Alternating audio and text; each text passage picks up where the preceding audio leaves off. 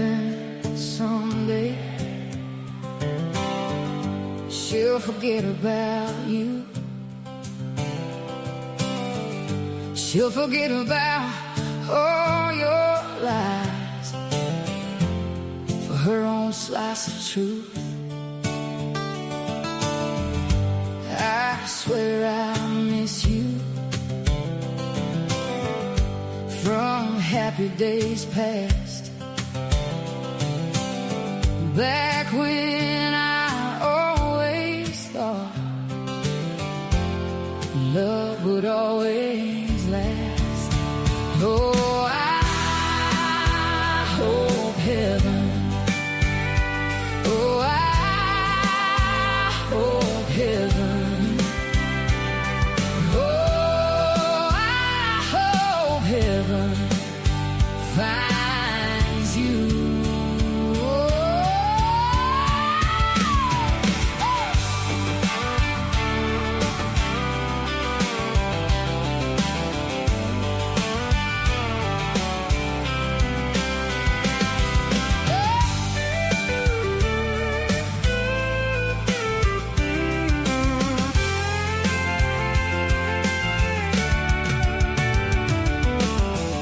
Someday I'll call you. Someday we'll try to reconcile all the days that we let slip by. I'll try to forgive you,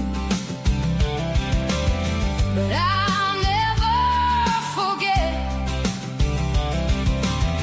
I learned my lessons from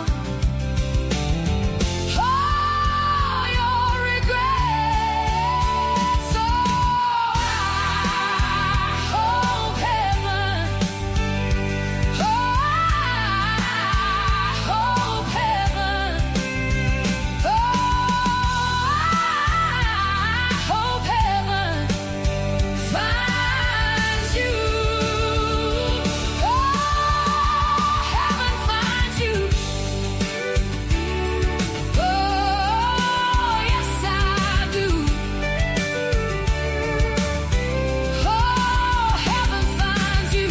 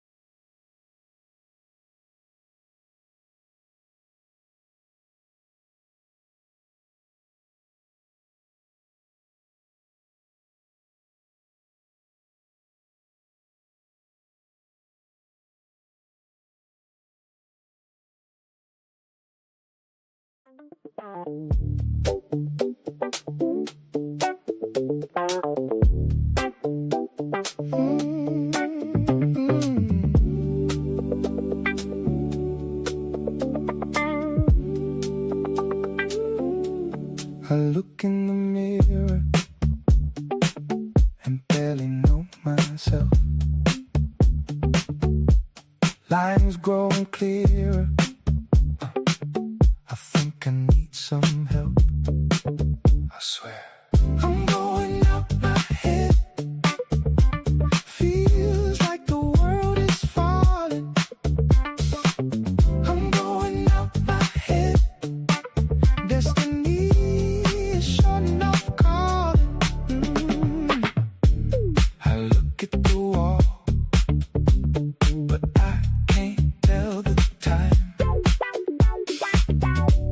A child of the fall. I need some grand design. I look to the sky and pray to the great unseen. I don't wanna die. I wanna live as sure as I believe. I swear I'm going out my head. Feels like the world is falling. I'm going out my head. Destiny is short enough calling. I'm going out my head. Feels like the world is falling. I'm going out my head. Can't you hear the Savior calling? Gloria Patri et Filio et Spiritui Sancto. Sicut erat in principio et nunc et semper et in saecula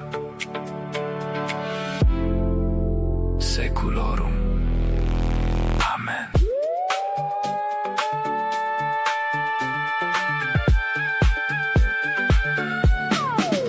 I swear.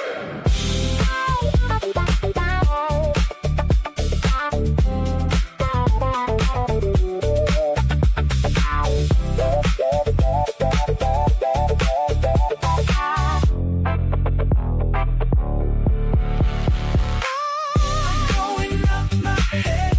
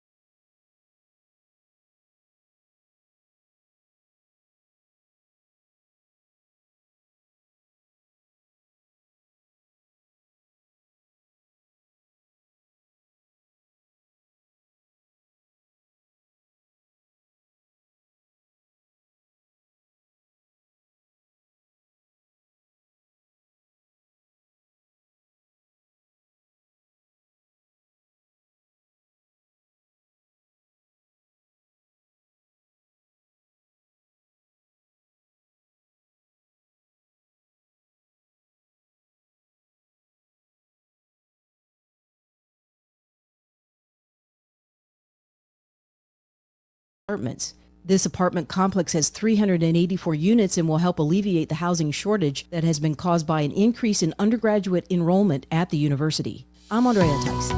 For more news affecting Alabamians, go to 1819news.com. And while you're there, subscribe to the daily newsletter. When it comes to your mortgage, who you work with matters. And this is one decision where local makes all the difference. Don't fall victim to flashy mailers, spam calls, or 1-800-lenders who don't even know your name, much less your neighborhood.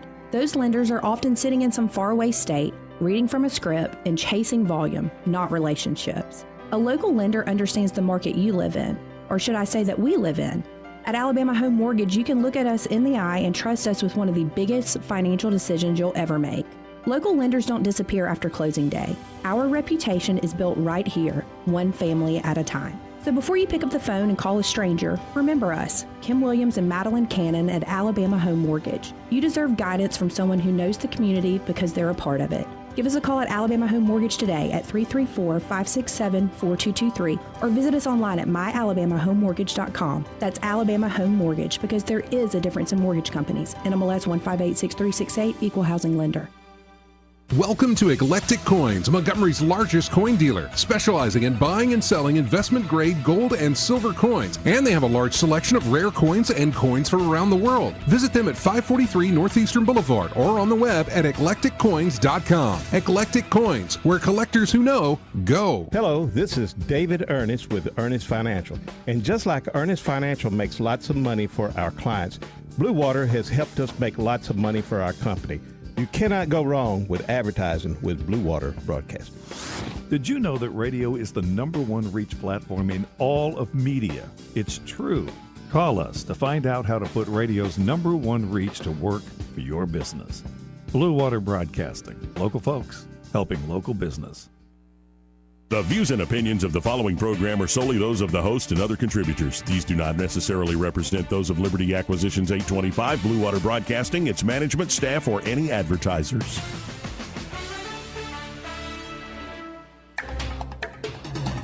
It's time for Montgomery's conversational radio show. It's News and Views on News Talk 93.1 FM. To join the conversation, call 272-9228.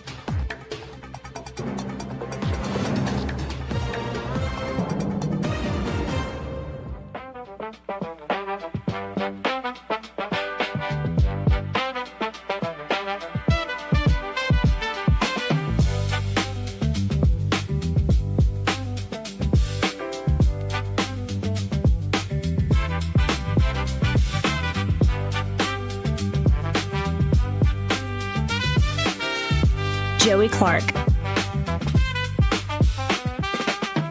Welcome into the program. I'm your host, Joey Clark. Eddie Bader here in the studio with me. How you doing today? Pretty good. How you doing, Joe? I'm all right. Thank God it's another beautiful day. I think we're going to get a little rain today, but I got to be honest, I don't mind the rain. Yeah, I don't mind the rain. I don't mind the rain at all.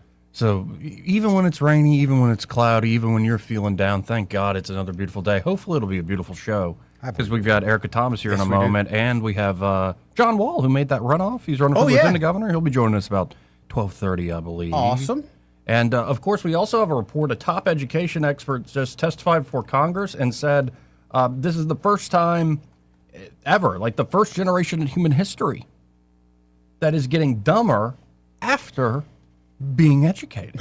I can agree with that 100%. So, again, thank God for a beautiful day. Hopefully it'll be a beautiful show, and Montgomery needs a new mayor. That's a truth bomb and a half right there. Absolutely needs a new mayor. But as we said, Erica Thomas is on hold. Erica, how are you? Howdy, I'm doing great. I am so glad that this primary race, or at least the first round of the primary races, is concluded. We have now a few less races to watch, so getting a little bit easier. We're starting to get a feel of what Alabamians want as far as leadership, and I think we are seeing some good things. Can I just generally go across the map with you on the runoffs here, and just you don't even have to pick somebody, just your take of it. Like U.S. Senate, it looks like it's probably going to be Barry Moore and Jared Hudson, and so I think that's actually going to be quite competitive, despite Barry having the Trump endorsement. Yeah, well, and statewide, we're looking at these Trump-endorsed candidates that had success in Alabama. That really doesn't come to any surprise. No matter what, Trump is always appreciated in his in the office when it comes to Alabama voters. Now, this Barry Moore race is going to be interesting because we're seeing some other endorsements coming for him for U.S. Senate, including Rodney Walker, who, was a businessman that was running for that seat. But when it comes to Jared Hudson, you say, well, who would have voted for Steve Marshall? Because the race started out with the top Barry Moore, Jared Hudson, and Steve Marshall. So if you look at whose votes are going to go to who based on Steve Marshall's, I think we have to consider law enforcement. A lot of law enforcement supported Steve Marshall in this race. So if we take those votes, are they going to go to Barry Moore or are they going to go to Jared Hudson? And I think it's interesting to think about that because Jared Hudson is a law enforcement officer. He has actually trained law enforcement officers across the state of Alabama, but also nationwide. A lot of times when you see these undercover sting operations where they're luring people to, perform in the sex trade, whether they're contacting who they think is a 14-year-old, kind of the house things that we see on TV a lot. Oh, the Chris Hansen, like to catch a predator sort of stuff. That's right. Jared Hudson's Covenant Rescue Group actually helps law enforcement agencies across the state perform those operations. So he is well known in the law enforcement community. He is well known in Jefferson County. He previously ran for sheriff there in Jefferson County. He lost that race, but I think that probably the Steve Marshall votes a large amount of them could go to Jared Hudson. But then again, Barry Moore, he's always been a fighter for Trump. He's always let that be well known. So we are going to have a race here, and I'm interested to see what each candidate has to offer and what they're saying, is going to separate them from each other. Yeah, it should be fascinating to watch, and I had both on multiple times leading up to that, so happy to have both gentlemen back here on the program. What do you make of this? In a second, we'll talk to John Wall, the lieutenant governor race. I'll just be blunt. It seems like Wes Allen hit a bit of a ceiling after, being Secretary of State here for Alabama, getting in early to see Wall rush ahead, especially with the Trump endorsement. I don't know. It looks like Wall has the momentum to me. Yeah, well, John Wall, he's been all over the place on the radio. He's made appearances all over the place. Wes Allen, he has been to several events as well. They've both been really campaigning hard. I think when it comes to this race, it's going to be a matter of those super conservatives that want to see John Wall take this position. If they get out and they vote for that, it's all about what the people want. And also, with these runoff elections, we have to think about voter turnout. What is that going to look like? We are going to get tired of going to the polls. We have this runoff coming on June 16th. Then after that, in August, we're going to have the special election, the special primary election on August the 11th, I believe, and then we still have the general election in November. So we're going to hope that we're not going to see a lot of voter fatigue and people actually get out and vote. Well, after all the text messages, I'm a bit fatigued. Yeah, I think a lot of people But then the other race, the AG race, my sense of that is that's going to be no holds barred. I don't think they're going to go positive all of a sudden. I think that's going to actually be a true knockout dragout. Yeah, we're definitely expecting to see some heated race between these two. This race was kind of already heated. We saw in the beginning the two women who are running, Catherine Robertson and Pamela Casey, they went for each other a good bit in these forums that we had with different Republican clubs across the state. They were fighting to set themselves apart from each other. Catherine Robertson also obviously did a great job at doing that with the votes we saw. She actually did have the majority of the votes. So now it's, again, looking who were Pamela Casey's voters, where are they going to go? And I think that's going to be a close call. But honestly, I just don't expect it to be that close of a race. So tell me about State Rep Rhett Marquez for the new District 2, the special election we're going to hold. He is now officially qualified for Congressional District 2. So for folks here in the River region that'll be part of that District 2, who is this fellow?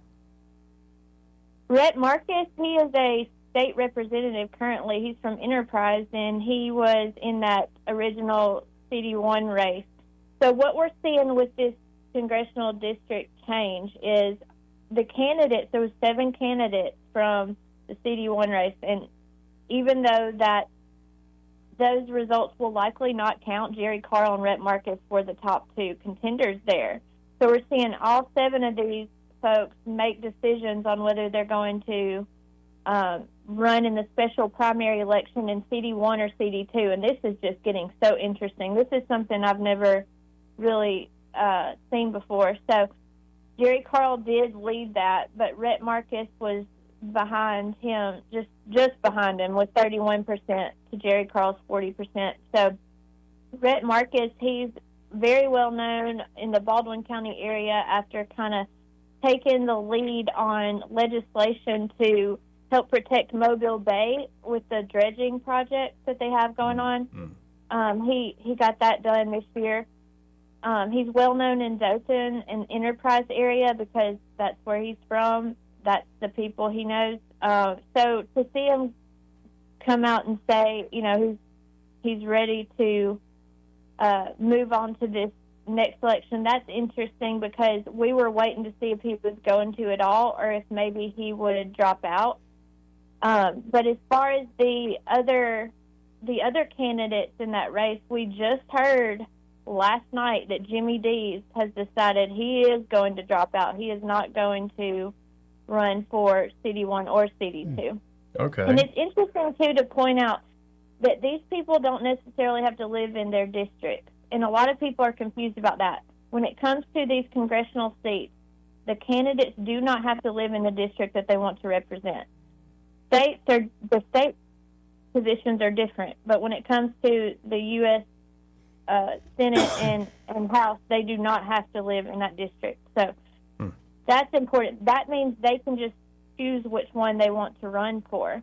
And so right now in the CD2 race, we're looking at who's qualifying for that. Of course, qualifying ends tomorrow. So by tomorrow, we will know exactly who's going to be in what race. For CD1 so far, we have Joshua McGee and Rhett Marquez. We also have Hampton Harris, who was already qualified for CD2 in the initial election that likely will not count. I've interviewed him. Yeah.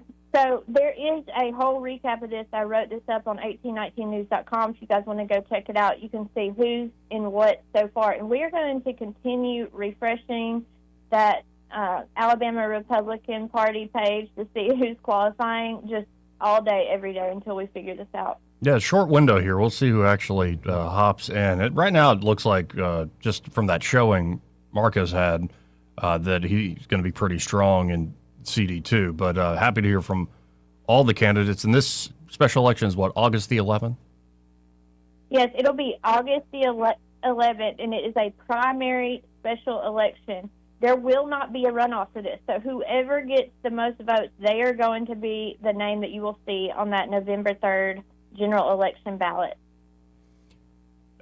And now I want to shift gears here. You wrote up a story, and I'm looking at the headline, DCH nurse proposes ADA's law protecting healthcare workers. What's this all about? Yeah, so last week there was a young nurse named Ada Doss. She was shot and killed in the parking lot at DCH Regional Medical Center. That's in Tuscaloosa, for those of you who don't know that. But this is a large hospital in Tuscaloosa County, and she was on shift change wanting to go home to her beautiful family. There's a photo over there in the story on 1819news.com. Her husband and 2 children. She just wanted to go home, but instead a crazed man with a gun tried to rob her, tried to get her purse, shot her and killed her. She died instantly. This story has sparked national outrage, and just it has really pulled on the heartstrings of people. And so one of the nurses, a registered nurse at DCH, she is saying anonymous. She doesn't want people to know who she is because she's scared about whistleblower backlash. But she wrote a letter to Governor Kay Ivey, and this letter is posted on change.org. The link is in the story at 1819news.com. But she is asking for a new law called Ada's Law. She wants healthcare workers across the state who work for large hospitals to be protected. Apparently they feel that there just isn't enough protection as it is. And so some of the things that they're wanting to mandate is, parking lot lighting, armed security. There's a whole list of things that they're asking for. And you would think that most of these things would already be, done at our hospitals, but apparently they're not. So it's interesting to look at. I think some of the lawmakers in that area are already looking at this to consider some type of legislation. We'll see probably next year. And we'll just see if these proposals pan out. Yeah, I think it makes common sense. And I worry that there are, for a long time we lived in a society where you didn't have to think about this in regards to hospitals, schools, and all sorts of other places. No more. And these days, especially around the hospitals, in this case, it was this guy was having essentially mental health episode, and that's putting it mildly, was just ready to go and act out whatever demon had a hold of him. And when people, I believe he had been dropped off to be helped out. Yep. So when you have situations like that, and you have a nurse just trying to go home. My mother was a nurse for years, used to work in the major hospitals. It's a horror story. It truly is a nightmare. So I hope the governor and the legislature takes this seriously. Yeah, it's really sad. And this anonymous nurse, she works there. Her coworker was murdered in broad daylight in the parking lot. And she just says this tragedy proves that employee safety is not really a priority, especially when it comes to the people that are working day in and day out to make people's lives better, protect people, and keep them healthy. They leave, and this happens. They're actually saying one interesting thing to do that might help is have protected employee parking decks. So have separate parking decks from general population that are controlled with armed security, so that these workers can just walk to their car without worrying about getting shot and killed by somebody dealing with a mental crisis. Because, as you know, the mental health crisis in Alabama is rampant. And so where do these people go? They go to the hospital because they don't have anywhere else to go. So to protect not only employees but also the general public, we have got to look at making sure this does not happen again. Now, to end with this, I'd never heard of this place because I just never got into Birmingham nightlife, but there's a place that's having its final weekend called Nana Funk's. You ever been up to Nana Funk's? I have not. Sounds like something I would enjoy. Yeah. Yeah, so Nana Funk's is closing its doors, and this place has been around for a long time. Now, I went to UAB, so I'm familiar with the area where Nana Funk's is. There's several nightclubs or bars in that area. They've been in operation for a very long time. I mean, I don't know exactly how long Nana Funk's has been there, but I know it's been a long time. And just yesterday they announced they are closing their doors for the final time. But they're asking for people to come celebrate this weekend, as it will be the last time that you can go do whatever they do there. And I looked through some pictures. It looks like they have a bar and a dance floor, that sort of thing.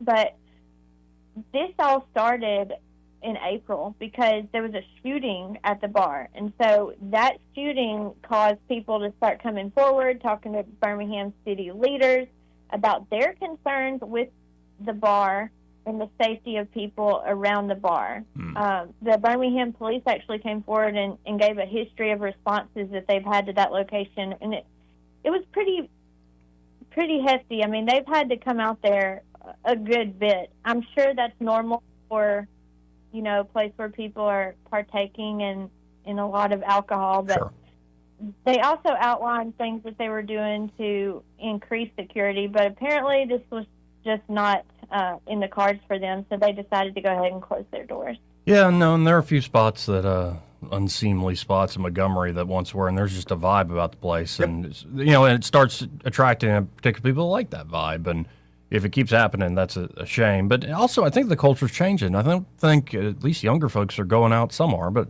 not as many folks are going out and just drinking.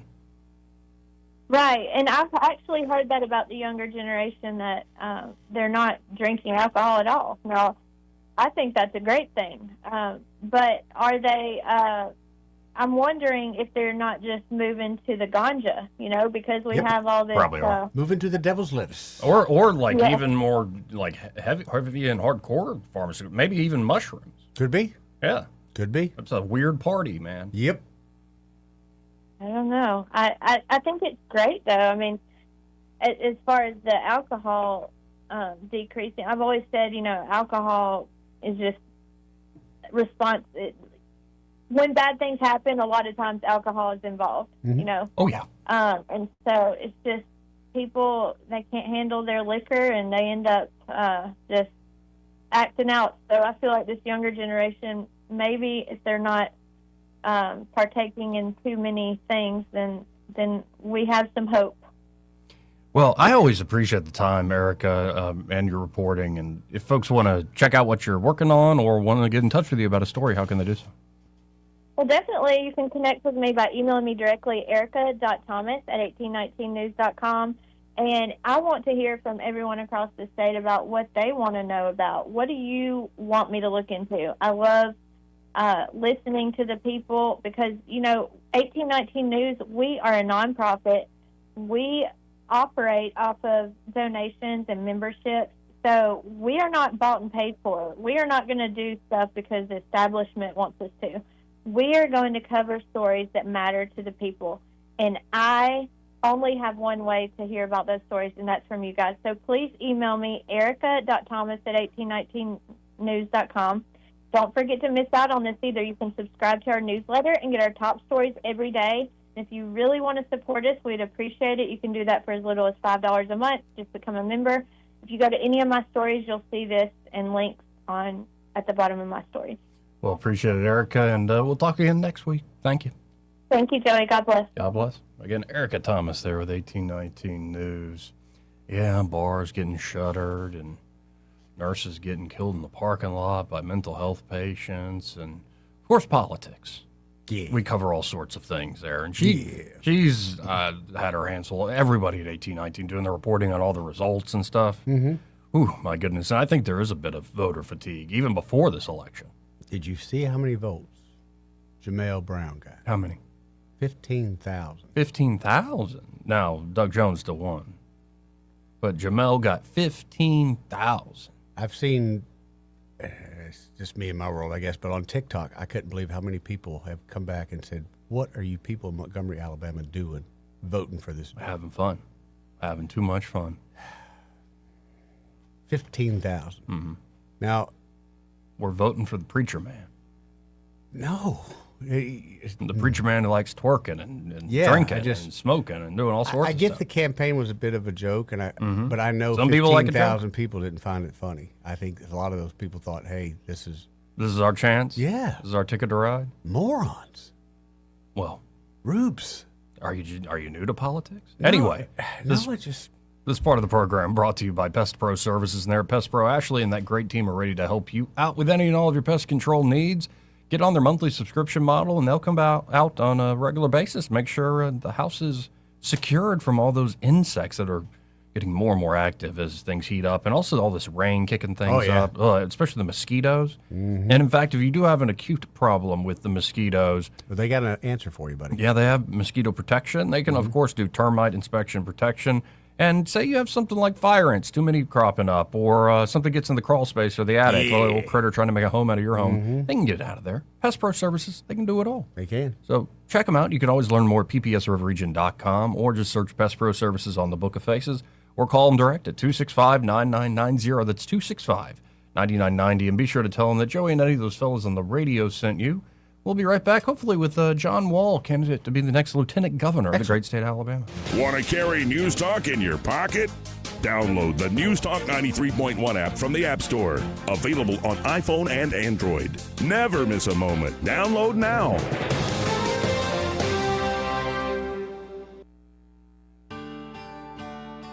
What's your biggest investment? More than likely, it's your home.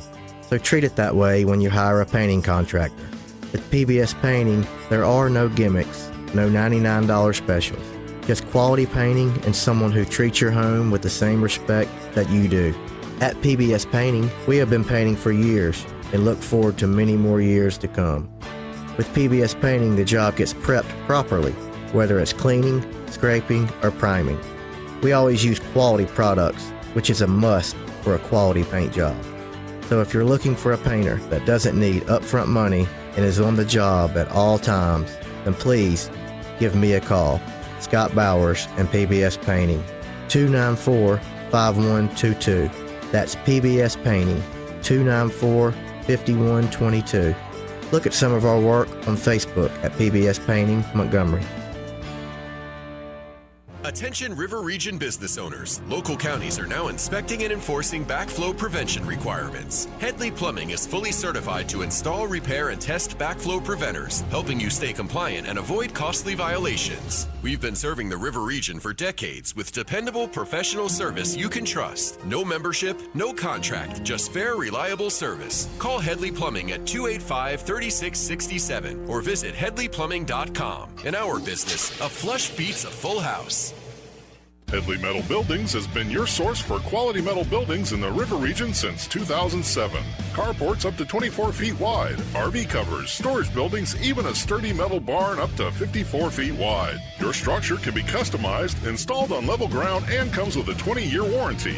Let Headley Metal Buildings help you find the perfect solution. Financing available. Call 285-3667 for details or find Headley Metal Buildings on Facebook.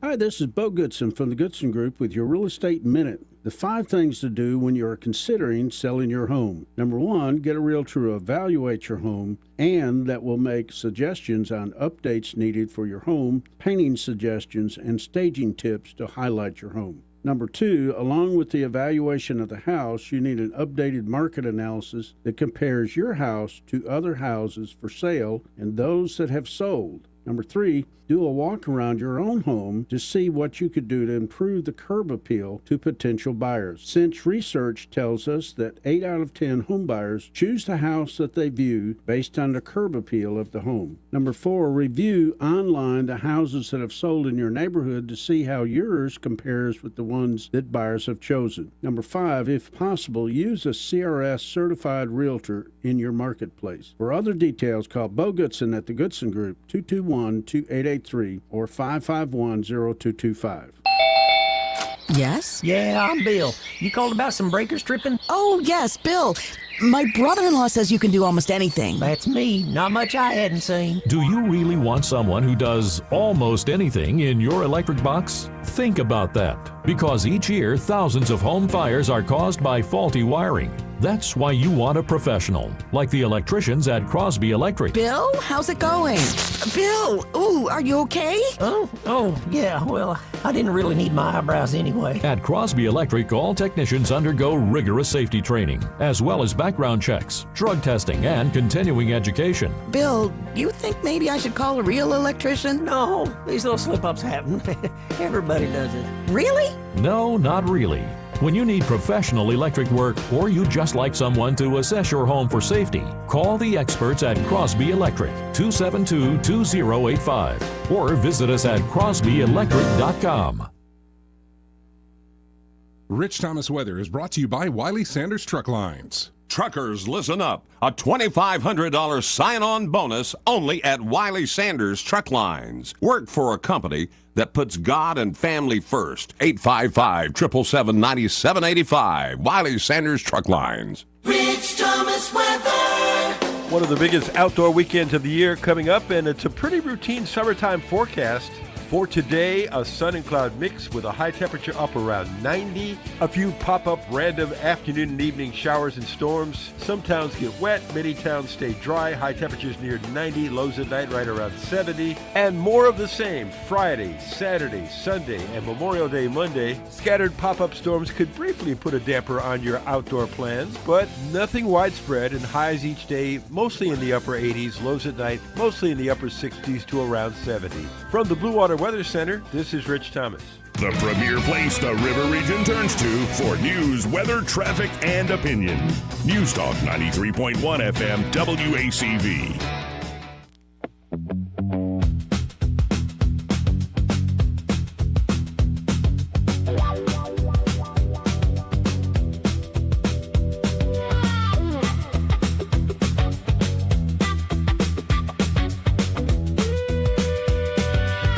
Joey Clark. Welcome back. And without further ado, we have on the phones joining us. He is, he's got the momentum is the way I put it earlier. I'll just be straight up about it. In the runoff to be the next lieutenant governor of the great state of Alabama, we have John Wall joining us. John, how are you, sir? I'm doing well. It's good to be on the show. Good to have you on. So, first off, just what do you think of the results from this week, and what's the campaign's plan going forward? Yeah, well, I mean, look, I am incredibly humbled by the results on Tuesday night. You know, I outperformed all expectations, all the polling, and I'm very thankful to the people of the state. And I think it goes back to this simple fact. People, voters, are looking for a candidate who's not part of the Montgomery system, who's not a career politician, who's an outsider, who's going to fight for their rights and freedoms, and going to defend their values and not back down, not surrender to the radical left or even the Republican establishment. And that's who I am. And I think I'm so excited that they heard that message, that I was able to talk with them, traveling across the state, and that was rewarded, because I think 2026 can be a year of change for the state of Alabama. There is no reason for us not to be leading the nation when it comes to conservative principles. That's what the voters want, and I'm proud to be that conservative fighter who's going to go to Montgomery, drain the swamp, and stand for the people of this state and never back down. Now, I guess I could ask this next question this way. What did you think of Coach's speech right there up at Vulcan Park, and maybe what he was laying out on the road ahead? Look, I think it was amazing. Coach and I actually worked in Coach's campaign 6 years ago when we beat Doug Jones, and then served on his transition team in Washington, D.C. And we were both endorsed by Donald Trump on the same night. And I think we're going to bring a fairly similar philosophy to government. We want a small government. We want a constitutionally limited government. We want freedom back. We want less taxes, less regulations. And so this is the dream come true for me to, if I win this race for lieutenant governor, to be serving at the same time as a governor who shares those same values and wants to make Alabama better. Yeah, and this isn't the nicest way to put it, but as much as we are a ruby red state, and just look at the vote numbers for President Trump, but so many other Republicans over the years, and that shift that's happened over the last few decades, there is still a bit of hick lib central. That's the rude way to put it. Especially, like, for instance, when we look in the news, I'll play some a little later in the program, the SPLC and Congress investigating them further. They're headquartered right here in Montgomery, and when I look at what Doug Jones tries to present in this sort of nice, genteel Southern way, it's still the radicalism of the National Party, and it seems like we still have a fight on our hands here in the state of Alabama, despite the strong Republican numbers. Oh, 100%. And look, nowhere shows this more than anything that interfaces with our children, right? Our education system, where we've got to make that a priority, make sure that we get this liberal, woke garbage out of our classrooms and get back to teaching our kids reading, writing, arithmetic, real history, and civics. I've been on the front lines of that fight as chairman of the state library board. Right. Where we have had to literally, I remember when I sat there when parents first started bringing in this sexual explicit content into the board, and as I sat there and watched, I was like, is no one else going to stand up? And I finally just stood up and took on that fight, and we were able to get code changes where we protect our children in our libraries. But I use that as an example because even in a deep red state like Alabama, you are absolutely correct. The liberal agenda, the woke agenda is alive, and it is fighting harder than ever. And also, here's the way I'll put it, my next question. You hear talk still to this day of the big mules, and we could go down a list of, say, very powerful institutions here in the great state of Alabama. My read on this is the big institutions, the powerful institutions will always be there. And in fact, they have a very important role to play in our state and our society, but they can't get everything they want all the time. I think it actually ends up being a healthier system where you have popular politicians that get the will of the people and say, hey, guys, we got a lot that we're going to work together on, but on these particular things, y'all are going to have to, well, move with us. Now, I'm putting that in very general terms, and there's always the devil's in the details, but does that make sense? No, it really does. Because, look, at the end of the day, you're right. If you have most of these organizations are businesses, and what they're looking for is less government getting involved in their business. So I support that. I'm a free market guy. I absolutely, we should have less regulations. I'm for less taxes for both individuals and businesses. So, yes, in general, you're right. The only time that's not the case, and this is what's so important for our elected officials, that when there is a conflict between any organization, any business, any trade, any PAC, any special interest group, if there's a conflict between them and the people, we need elected officials. We need leaders who will side with the people every time. Because at the end of the day, that's government's priority, is to defend the rights and the freedoms of the individual and to be the voice for the people and to protect them.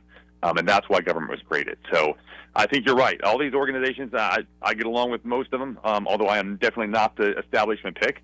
But I think they have an important role in government. But at the end of the day, the most important role is the Constitution and the people of this country. You know, one thing you've said on the campaign trail is Alabama leading. Why is Texas leading or Florida leading? Why can't Alabama lead on a particular conservative issue? Could you give me an example of something like Alabama could lead on that could really maybe be an example for the rest of the conservatives in the nation? No, 100%. I mean, we're actually already behind the curve in this one, but I would love to see us phase out the state income tax. It is time to do it. Like Mississippi's in front of us, and you know, we can't let Mississippi get in front of us. We got to stop that one. They got a 10-year plan. I say let's get it done in 8. So no, that's one example of a bold change. But I think if we don't start looking at these bold changes, we're going to be left behind. And another one is education. You know, I already talked about that a little bit, but I think it's time that we completely redo. This is something I don't think any other state in the country has done. Completely redo our curriculum with an Alabama-based curriculum for our kids. I don't want curriculum that's being taught in California that was being written in California. Let's make Alabama. Let's make Alabama, and let's keep our let's have our curriculum represent the families of the state, the parents of the state, for the children of our state. Yeah, here. Now, one for me, and I know this isn't a huge issue in the campaign, but I've been watching it since 2013, very early. I'm very, let's say, bullish. Not giving market advice or financial advice to anybody, but just the underlying technology and things like Bitcoin and cryptocurrency. And I'm wondering if the state of Alabama is ready, especially where it looks like things are being pushed through at the federal level. Is the state of Alabama ready on, of course, the safety and regulation side, but then also on taking advantage of, I think, what is a world-changing innovation? Yeah, I mean, look, we need to be. And I talked about this, like, I'm up in the Huntsville area, and where we have that innovation. I think, look, Alabama has an opportunity to really get in there and be a leader in some of the technology, tech side of the industry. And I think it's important we do. Now, there's also, I'm going to be honest, there are concerns, like with data centers or AI concerns me, just the impact it's having on the internet and being able to find actual facts and truth. So I think there do need to be guardrails, and I think we need to be very cautious about how we let it affect our society. But as far as the innovation and jobs and getting in front and making sure that we're leading, I think that's important, because we need to be led by the right people and by conservatism. Otherwise, the left will use it. Or on a national security level, if America doesn't control it, China will control it. So, look, these are all tools, and tools can be used for good or bad. And so it's important we have the right people leading the efforts. Now, some things that have been talked about for the last few years, I'm just wondering your thoughts on them. I believe I have a clip of Senator Britt talking about widening 65, working with Secretary Duffy up there in the administration. This one seems like a no-brainer, but just across the board, sort of infrastructure needs so we can really bring in the industry I know everybody wants to do. What's your take on it? Oh, I'm a big. I was chuckling because I'm a big supporter of improving our infrastructure, getting 65. In fact, my opponent in the runoff just attacked me because I missed a vote in a primary. And I guess what he doesn't know is I was actually stuck in traffic and couldn't make it to the poll before 7 o'clock. So it's important before it is now because I'm going to attack for being stuck on Interstate 65. Yeah, it's. I mean, I think everybody who's traveled up the spine of the state has experienced it, especially around the Birmingham area. At least I've noticed it for no good reason. It starts to bottleneck, and I can't imagine how much that adds to cost for just businesses, especially trying to move heavy stuff around.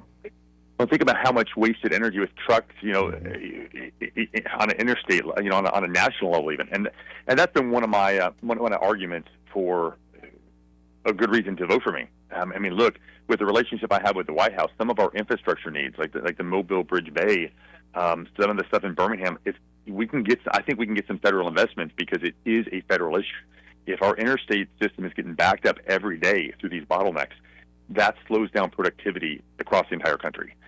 And so I want to use the connections I have as a Trump-endorsed candidate to really fight for Alabama, fight for our infrastructure, and actually get some of this stuff done. Now, and I want to end with this, just kind of biography, and it's really a simple question. Like, why did you get into all this in the first place? I don't mean just running in this particular race, but obviously you're very well spoken on policy and just so many other aspects of, say, what it means to be a conservative in politics. When did the, say, political bug bite you and make you interested in all this stuff? Great question, because I'm going to be honest. I never thought I would actually be running for public office. I grew up on a farm, loved the outdoors. Started my business, a small businessman, and really got pulled in because of my love for this country. I love America. I love the people of America. I love the vision of our founding fathers. Just the idea of limited government, of freedom. And look, and our godly values. Our nation was founded as a Christian nation, and it's the understanding that our rights come from our Creator, not government. I mean, that's what drives me. And so I think it was a desire to make a difference. I got tired of watching, sending people to Washington or Montgomery that didn't follow through, didn't have the courage to fight, didn't have the fire. And I was like, we need someone who's willing to go and fight. And if I couldn't find somebody else, I guess it has to be me. Well, I really appreciate the time and would love to have you back. And if folks want to study up and get excited for, I guess, when is this runoff date? I don't even know. June 16th. So yeah, everybody mark your calendars to vote for the outsider John Wall on June 16th. A shameless plug. Well, I appreciate it, John, and hopefully talk again soon. Thanks, sir. All right, thank you, sir. Again, that's John Wall running for lieutenant governor, and I believe he's in that runoff against the current Secretary of State, Wes Allen. Okay. But yeah, we'll see. I think John has, like I said at the beginning and said earlier to Eric, I think he has the momentum. He got the Trump endorsement, did very well in that first vote. We'll see. But I like talking to the guy. He's easy to talk to. Oh, yeah, very easy. Easy to talk to. Anyway, I mean, are you excited about all these campaigns and elections? I'm kind of nervous, Joey. You're nervous about 3 different elections coming up. I don't know if we're really prepared for all the texts that we're going to receive to remind us of all the elections coming up. Yeah, but how else are you going to reach people? I don't know. Leave them alone. So, okay, let's go down a little rabbit hole here, a little politics 101. Okay. Because, I've never run a campaign. I was just talking to somebody who's run mini campaigns, done comms on mini campaigns, saying I just don't have it in me. I've tried to be interested in the nuts and bolts of, like, the practical politicking behind the scenes and campaign. I can't do it. Yeah. I like the human interest side more. I like more of the Shakespeare. Yeah. But the sizzle, so to speak. But I'm also fascinated by, like, how does this work on a human nature psychological level? And here's what I mean. My grandfather sitting there over the breakfast table, and by the way, Mr. Gimley's in town. We're taking care of him for this week. Nice. He's getting old and stinky, but I still love him, and he's so needy. I forgot how busy. I didn't realize how busy Phil my day was. Now that I have a dog just looking at me like, "What? You're leaving? What are we doing now? You're leaving? Yeah. What do you mean you're leaving? Wait, you're going to bed? Yeah."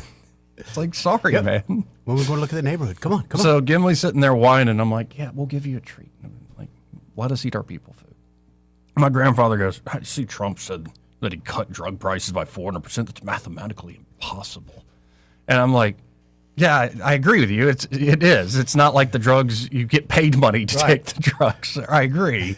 I think it is a rhetorical flourish. It's hyperbole. Yes. And, actually I started arguing with Grok saying, but Grok's like, well, that's just not truthful.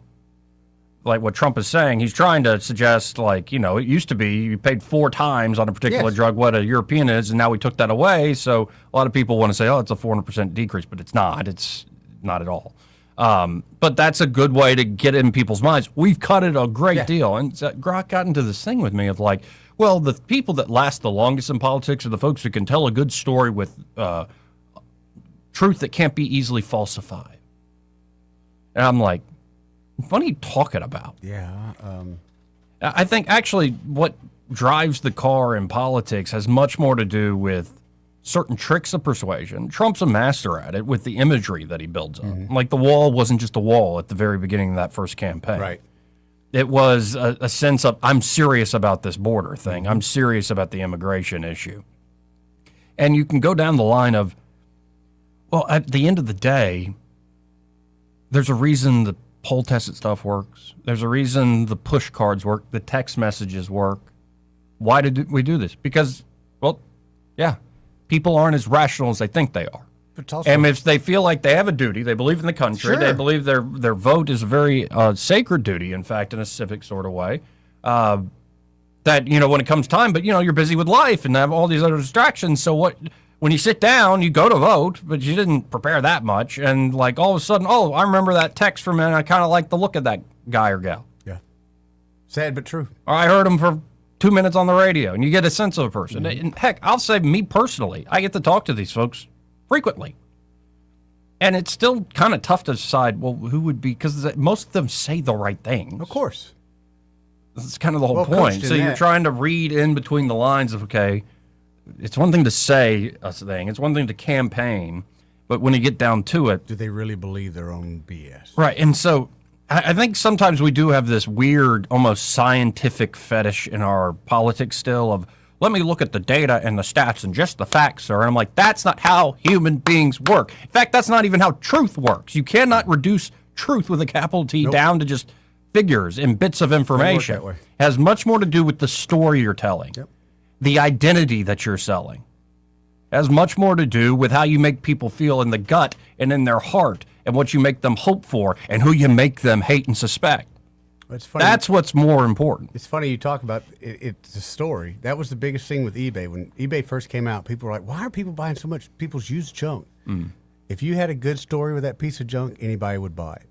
I mean, it could be a paper bag. If you had a good story, people were buying it. That's what people want. And how do we tell our stories these days? Unfortunately, it's unless you're actually sitting down for a long podcast, it's in fragmented bits and bytes. Clips. And so to get in somebody's mind, you send text after text after text. Now, it will backfire in some ways. At some point, yeah. But you might lose one out of, 20? Because and you'd be like, well, I'm only going to campaign on the truth. And I'm like, that's noble, actually. Like, good luck with that. But the problem with just telling nothing but the truth in politics, like just the facts, ma'am, just the facts, sir, is half of the population already discounts it and thinks you're lying because you're on the wrong team. Yeah. Yep. So there's just so much more going on when these campaigns come around than just like, so-and-so made a good argument. Points to his side. Like, it's just not how it works at all. Points to his side. I wish. There are days where I wish it worked that way, but no. It has much more to do with, our non-rational side, which is a lot bigger than our Human rational. nature, buddy. Anyway, this is why I keep saying, by the way, the true battlefield is spiritual discernment and prayer. And if you find discernment on that front, it makes discernment on some of these other things a little easier. I'll put it that way. When you have that anchor, that true center, that true North Star, doesn't mean you'll get everything right. But you probably won't fall for the same traps that, say, somebody who isn't winning that battle on the spiritual front. Anyway, we'll be right back. He may not know whether he's coming or going, but whether you're going to work or coming home, Greg Budell is there. Mornings, 6 till 9, and afternoons, 3 till 6. Only on News Talk 93.1 FM, WACV. For too long, Alabama's statewide news companies have shamed us for our conservative Christian values. Alabama deserves a news company that cherishes our culture, a company that isn't bought and paid for by the powers that be. 1819 News is that company. Run by Alabamians for Alabamians, 1819 News celebrates what is good and beautiful about our state, while exposing those who work against our values in secret. Just go to 1819news.com to learn more. Subscribe to our newsletter. That's 1819news.com. Hi, I'm Carl Schmidt, naturopath and owner of the Herb Shop Wellness Center at 8161 Vaughan Road. You know, with over 30 years experience in natural wellness, I've seen countless health fads come and go. A few years ago, we added a patented technology that actually activates your stem cells. It reverses the aging process at the cellular level. However, you do need proper hydration and targeted nutrition. At the Herb Shop, our advanced scanning and testing technology allows us to accurately assess your nutritional needs and get a customized plan for you. Come in today and see what the Herb Shop can do for you.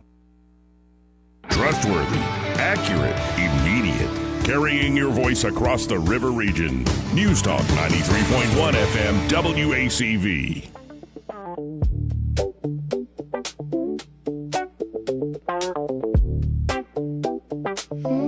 Joey Clark. Welcome back. I'm your host, Joey Clark. 272-9228 if you want to get in on the conversation. Let's go to Alexi Gambler. How you doing? If I get a text, I ain't voting for you. What I do is every time I get even if I was already going to vote for you, like I couldn't vote for Barry Moore because I got a text. Mm-hmm. So I put his name on the list, just like everybody else I put down. And I kind of thought I was going to get to vote for Jim Ziegler. And because I hadn't gotten a text from him, and I'll be doggone if it's 6 o'clock on Monday night, I didn't get one from Ziegler, and I had to put his name on the list. And I carried that list into the where I vote at, and it's not a ballot box. You sit down at a table, right? And so I do that, and I always vote for the one that I think will come in, with a lot of votes, but hadn't sent me a text. There's only about 6 people that have my phone number that you can text on, and because I don't give that number out. And all 6 people, when they do text, it's never good news. So I always use a word I can't say on the radio. Every time it goes off, and oh God, and I pick that thing up, and it'll be some stupid fake ad talking about, yeah, okay, your name goes on the list, you ain't getting a vote. So this text crap, it needs to be made illegal. If you want to advertise to me, buy a radio spot, buy a television spot, do a mailer, and put it in the mailbox. But that's fine. But you're not going to use my phone to advertise to me by a text and get a vote from me. You're going to get a vote against yourself, because that's what I'm going to do. Oh, I was saying the night before, at this rate, I'm not going to be able to vote for anybody. I was getting them from everybody. Yeah. Well, in this race coming up, you're right. But I wasn't able to vote for Tuberville. And I'm like, well, okay. Wait, did you vote Democrat for Jamel Jermaine Brown? Yeah, I think so. It was somebody I hadn't heard from. His name wasn't on the list. I'm probably one of the 15. He didn't send me a text message, but I saw him twerking on Facebook. Yeah. So I had to give him that vote. I don't even know who y'all talking about. He's a legend in his own mind. Yeah. I don't have TikTok or none of that crap. I go on Facebook once a month. So, and that's just to check stupid messages. But anyway, find out who died, that kind of stuff. Yeah. But anyway, that's all I had to say. Appreciate it. Works against you. All right, bye. See you, brother. This is part of the program brought to you by Montgomery Men's Health, and they're at Montgomery Men's Health. They're ready to help you fellas out. Mm-hmm. If you just don't feel right. Right. You know what I mean? You're feeling like you're second-guessing yourself all the time. Mm-hmm. You don't have that energy and no libido to speak of, which I guess can kind of translate into life force. It can. You just have no life force in general, and including in the bedroom. You're just kind of kaput. Well, what if I told you there's a place that can help you? It's called Montgomery Men's Health, powered by Men's Pro. They are a men's performance clinic in Alabama, and it'll be low T, low testosterone, or ED, or PE, or you know how, I won't go into all the details. You can look it up online at MontgomeryMen'sHealth.com. But, you know, guys can worry about size. Yeah. They have fixes now. Oh, is that right? Yeah, they do. Interesting. I was a little surprised. But they can help with size as well, gentlemen. Or they can get you on the peptide game. Maybe you want better mental focus and energy with NAD+, or want up your human growth hormone, but in a natural production sort of way. They can help you with all that. So get by there. And I know there are a lot of guys who go into the doctor. They want to procrastinate about it. Like, well, I'll just go to the gym some more, brother. And it's like, well, no, what you need to do is get by, see the great professionals there at Montgomery Men's Health. And, you know, most guys, in fact, like 90-something% of guys respond to treatment well and say, I wish I'd shown up way sooner. A lot sooner. So get by there. Make an appointment today at 334-440-3663. That's 440-3663. Or you can book online in under 30 seconds at MontgomeryMen'sHealth.com. That's Montgomery Men's Health. For every man in every season of life. Broadcasting from the Riverside Chevrolet Master Control Center, this is WACV Cusada, News Talk 93.1 FM. When it's Chevy, it's Riverside. With SRN News, I'm Bob Agnew in Washington.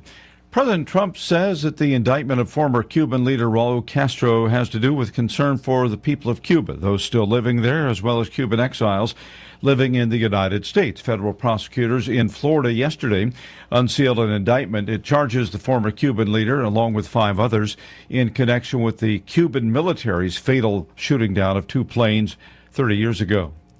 3 people are dead, more than a dozen first responders still recovering in the hospital after being exposed to an unidentified substance at a mountain air home in New Mexico. State police responded to a house yesterday after receiving a call that 4 people were believed to have overdosed. Another winning quarter for the nation's largest retailer, Walmart, delivering another strong quarter of sales as the discounter's speedy deliveries and low prices struck a note with consumers. This is SRN News.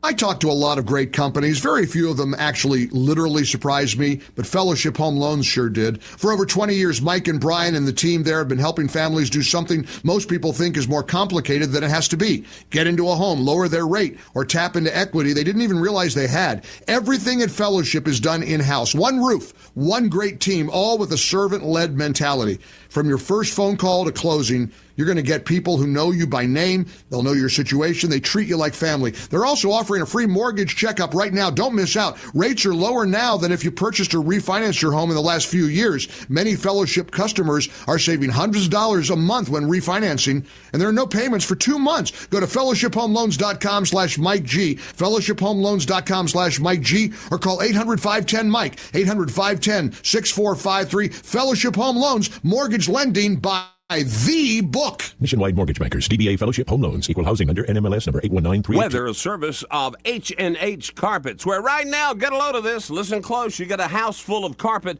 for $19.95 installed. Unbelievable. They're located at 6450 Atlanta Highway, just across from Walmart. Rich Thomas weather. One of the biggest outdoor weekends of the year coming up, and it's a pretty routine summertime forecast. For today, a sun and cloud mix with a high temperature up around 90. A few pop-up random afternoon and evening showers and storms. Some towns get wet, many towns stay dry. High temperatures near 90, lows at night right around 70. And more of the same Friday, Saturday, Sunday, and Memorial Day Monday. Scattered pop-up storms could briefly put a damper on your outdoor plans, but nothing widespread, and highs each day mostly in the upper 80s, lows at night mostly in the upper 60s to around 70. From the Blue Water Weather Center, this is Rich Thomas. Big dreams for your home on a tight budget? ASE's $26.26 as you covered. Unlock your home's equity with just $26 in closing costs. No fees, no headaches. Visit your local ASE branch today. Federally insured by NCUA, Equal Housing Lender. NMLS number 420259. From the Blue Water Broadcasting News Center, these are today's top stories. A Tallahassee man charged with the murder of his wife was ordered back to jail Wednesday following a bond hearing. Zachary Lee had been released on a $1.5 million bond by paying just $15,000, approximately 1% of the total bond amount. Zachary Lee was arrested last year after his wife Bethany was found dead with a gun in her hand. Lee reportedly told police he shot his wife after she first shot at him. The former Ben Moore Hotel in Montgomery is now listed among the most endangered historic places. The hotel is one of 11 sites on this year's list compiled by the National Trust for Historic Preservation. Residents and guests at the old Ben Moore Hotel included B.B. King, Little Richard, and Martin Luther King Jr. In the 1960s, the building became a headquarters for civil rights activists to organize. The city of Montgomery will reopen the Riverfront Park splash pad on Saturday. Following extensive repairs, the splash pad returns just in time for Memorial Day weekend. The facility features interactive water elements for children and fun for the whole family. The Riverfront Park splash pad will be open daily from 9 to 7 p.m. beginning this Saturday. From the Blue Water Broadcasting News Center, I'm Sky Mosley. This hour of news and views is brought to you by our good friends at Alabama Home Mortgage. Alabama Home Mortgage, 567-4223. Visit them on the web at myalabamahomemortgage.com. NMLS number 1586368, an equal housing lender. Clogged drain? Overflowing septic? Don't panic. Call the experts who've been solving plumbing problems in the river region for more than 50 years. The Tierce family's local Roto-Rooter team specializes in fast drain cleaning, septic repair, and installation. One call and your troubles are on their way down the drain. That's 272-7130 or visit rotorooteralabama.com. Roto-Rooter, always here when you need us. Oh, Roto-Rooter, that's the name. And away go troubles down the drain. Roto-Rooter. We get this question all the time. Do you handle that? Buying or selling a home? Yes. Commercial? Yes. Land or investments? Absolutely. Hannah and Eddie Realty Group. One team. Every real estate move. 334-322-0662. Finding great candidates to hire can be like, well, trying to find a needle in a haystack. Sure, you can post your job to some job board, but then all you can do is hope the right person comes along, which is why you should try ZipRecruiter for free at ZipRecruiter.com/radio. ZipRecruiter doesn't depend on candidates finding you. It finds them for you. Its powerful technology identifies people with the right experience and actively invites them to apply to your job. You get qualified candidates fast. So while other companies might deliver a lot of hay, ZipRecruiter finds you what you're looking for. The needle in the haystack. See why 4 out of 5 employers who post a job on ZipRecruiter get a quality candidate within the first day. ZipRecruiter, the smartest way to hire. And right now, you can try ZipRecruiter for free. That's right, free at ZipRecruiter.com/radio. That's ZipRecruiter.com/radio. ZipRecruiter.com/radio. ZipRecruiter. The views and opinions of the following program are solely those of the host and other contributors. These do not necessarily represent those of Liberty Acquisitions 825, Blue Water Broadcasting, its management, staff, or any advertisers.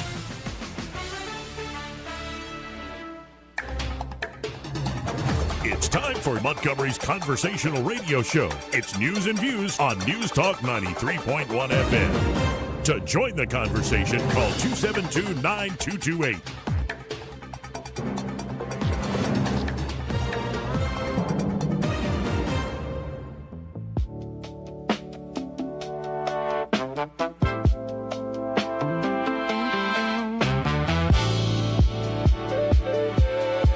Joey Clark. Welcome back.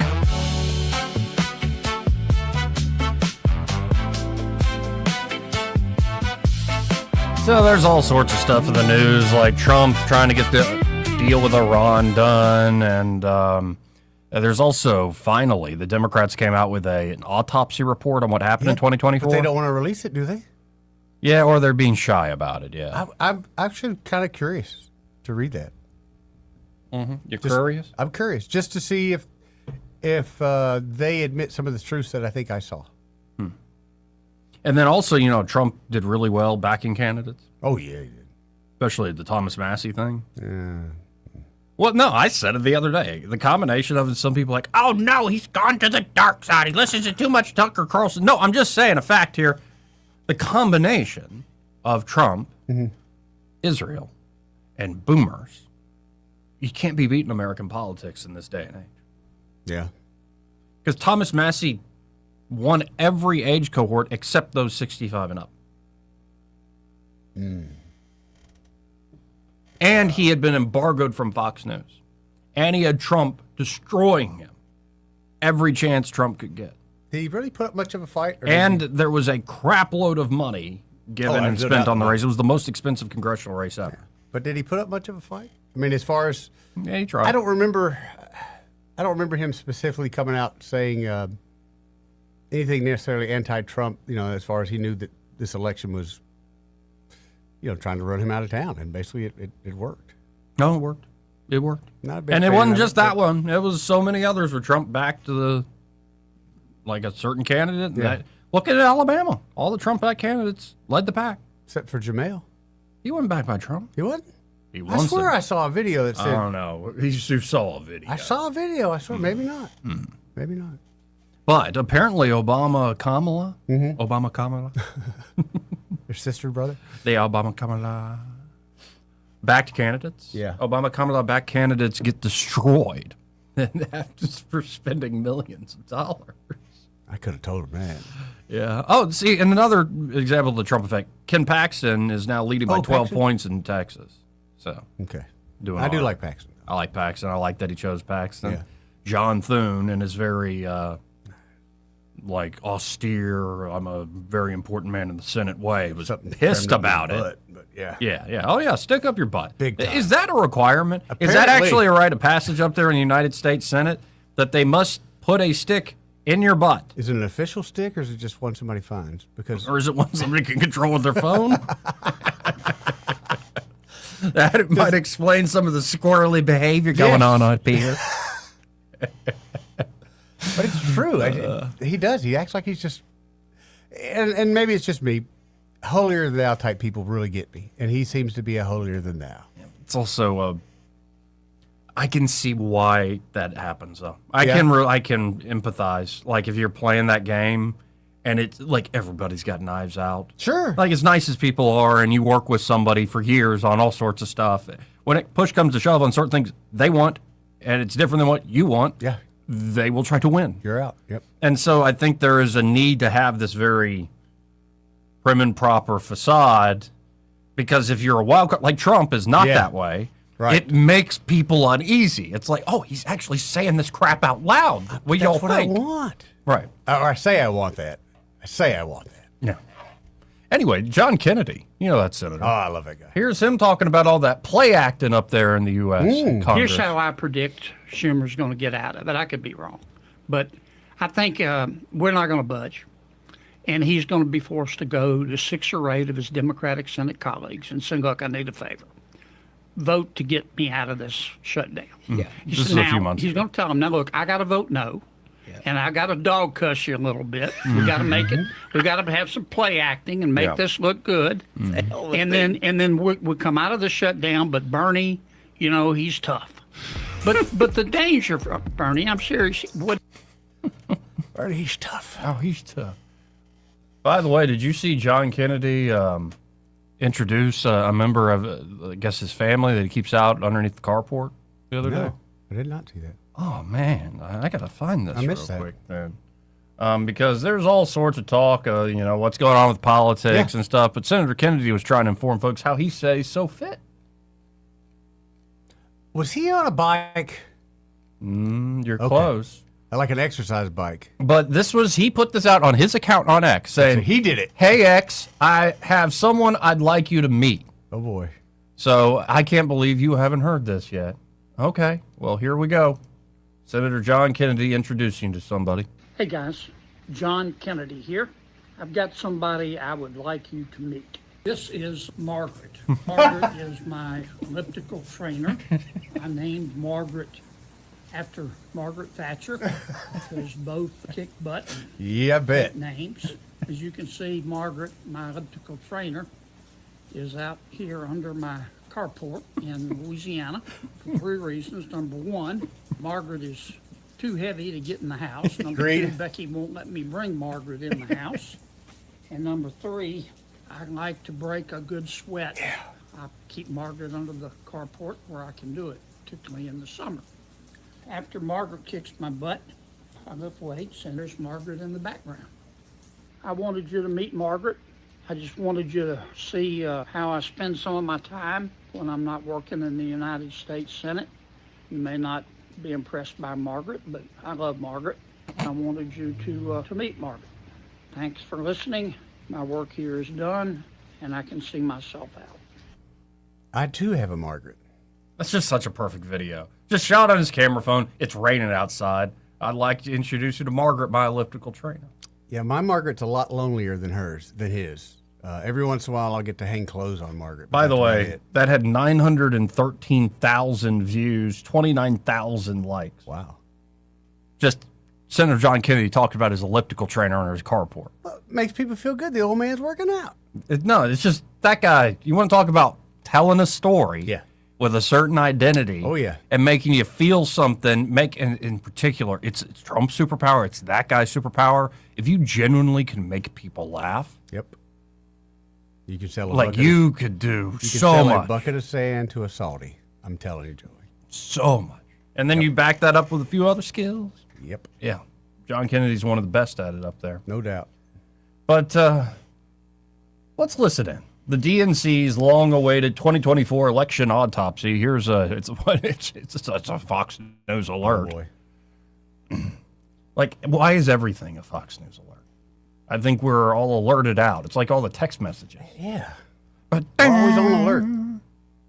Anyway, let's listen in. Well, we've been waiting for this. The DNC finally releasing its autopsy report on the 2024 presidential election. DNC Chair Ken Martin writing, "I am not proud of this product. It does not meet my standards, and it won't meet your standards. I don't endorse what's in this report or what's left out of it." So he's already... Wait, you couldn't even do the report right? Yeah. On how y'all sucked and failed in 2024? If you can't look at your own truth, you're never going to fix your problem, dude. Anyway, let's keep going. Anna Bream is the anchor of Fox News Sunday. She joins us now. So this just happened. Why do you think he thinks that it does... Well, do you know why it doesn't meet his standards or why he thinks people will be disappointed? Well, we're going through what CNN says is this report. We haven't verified it independently, but it's got all kinds of notations on it that are apparently the DNC's objections or questions that it had. And Ken Martin says he initially didn't release this after he had commissioned it because there wasn't source material. They felt there were issues with it and they wanted to see more, pull more together before they'd release it. And then he said after we had some success in these special elections and other things, I didn't want to release it because I thought it would be a distraction. Then I realized it was a distraction not releasing it. So CNN says it's gotten its hands on this thing and what they're purporting that it is. It talks about a lot of different things in here. They say Democrats have lost ground at every level from inconsistent messaging and improper planning.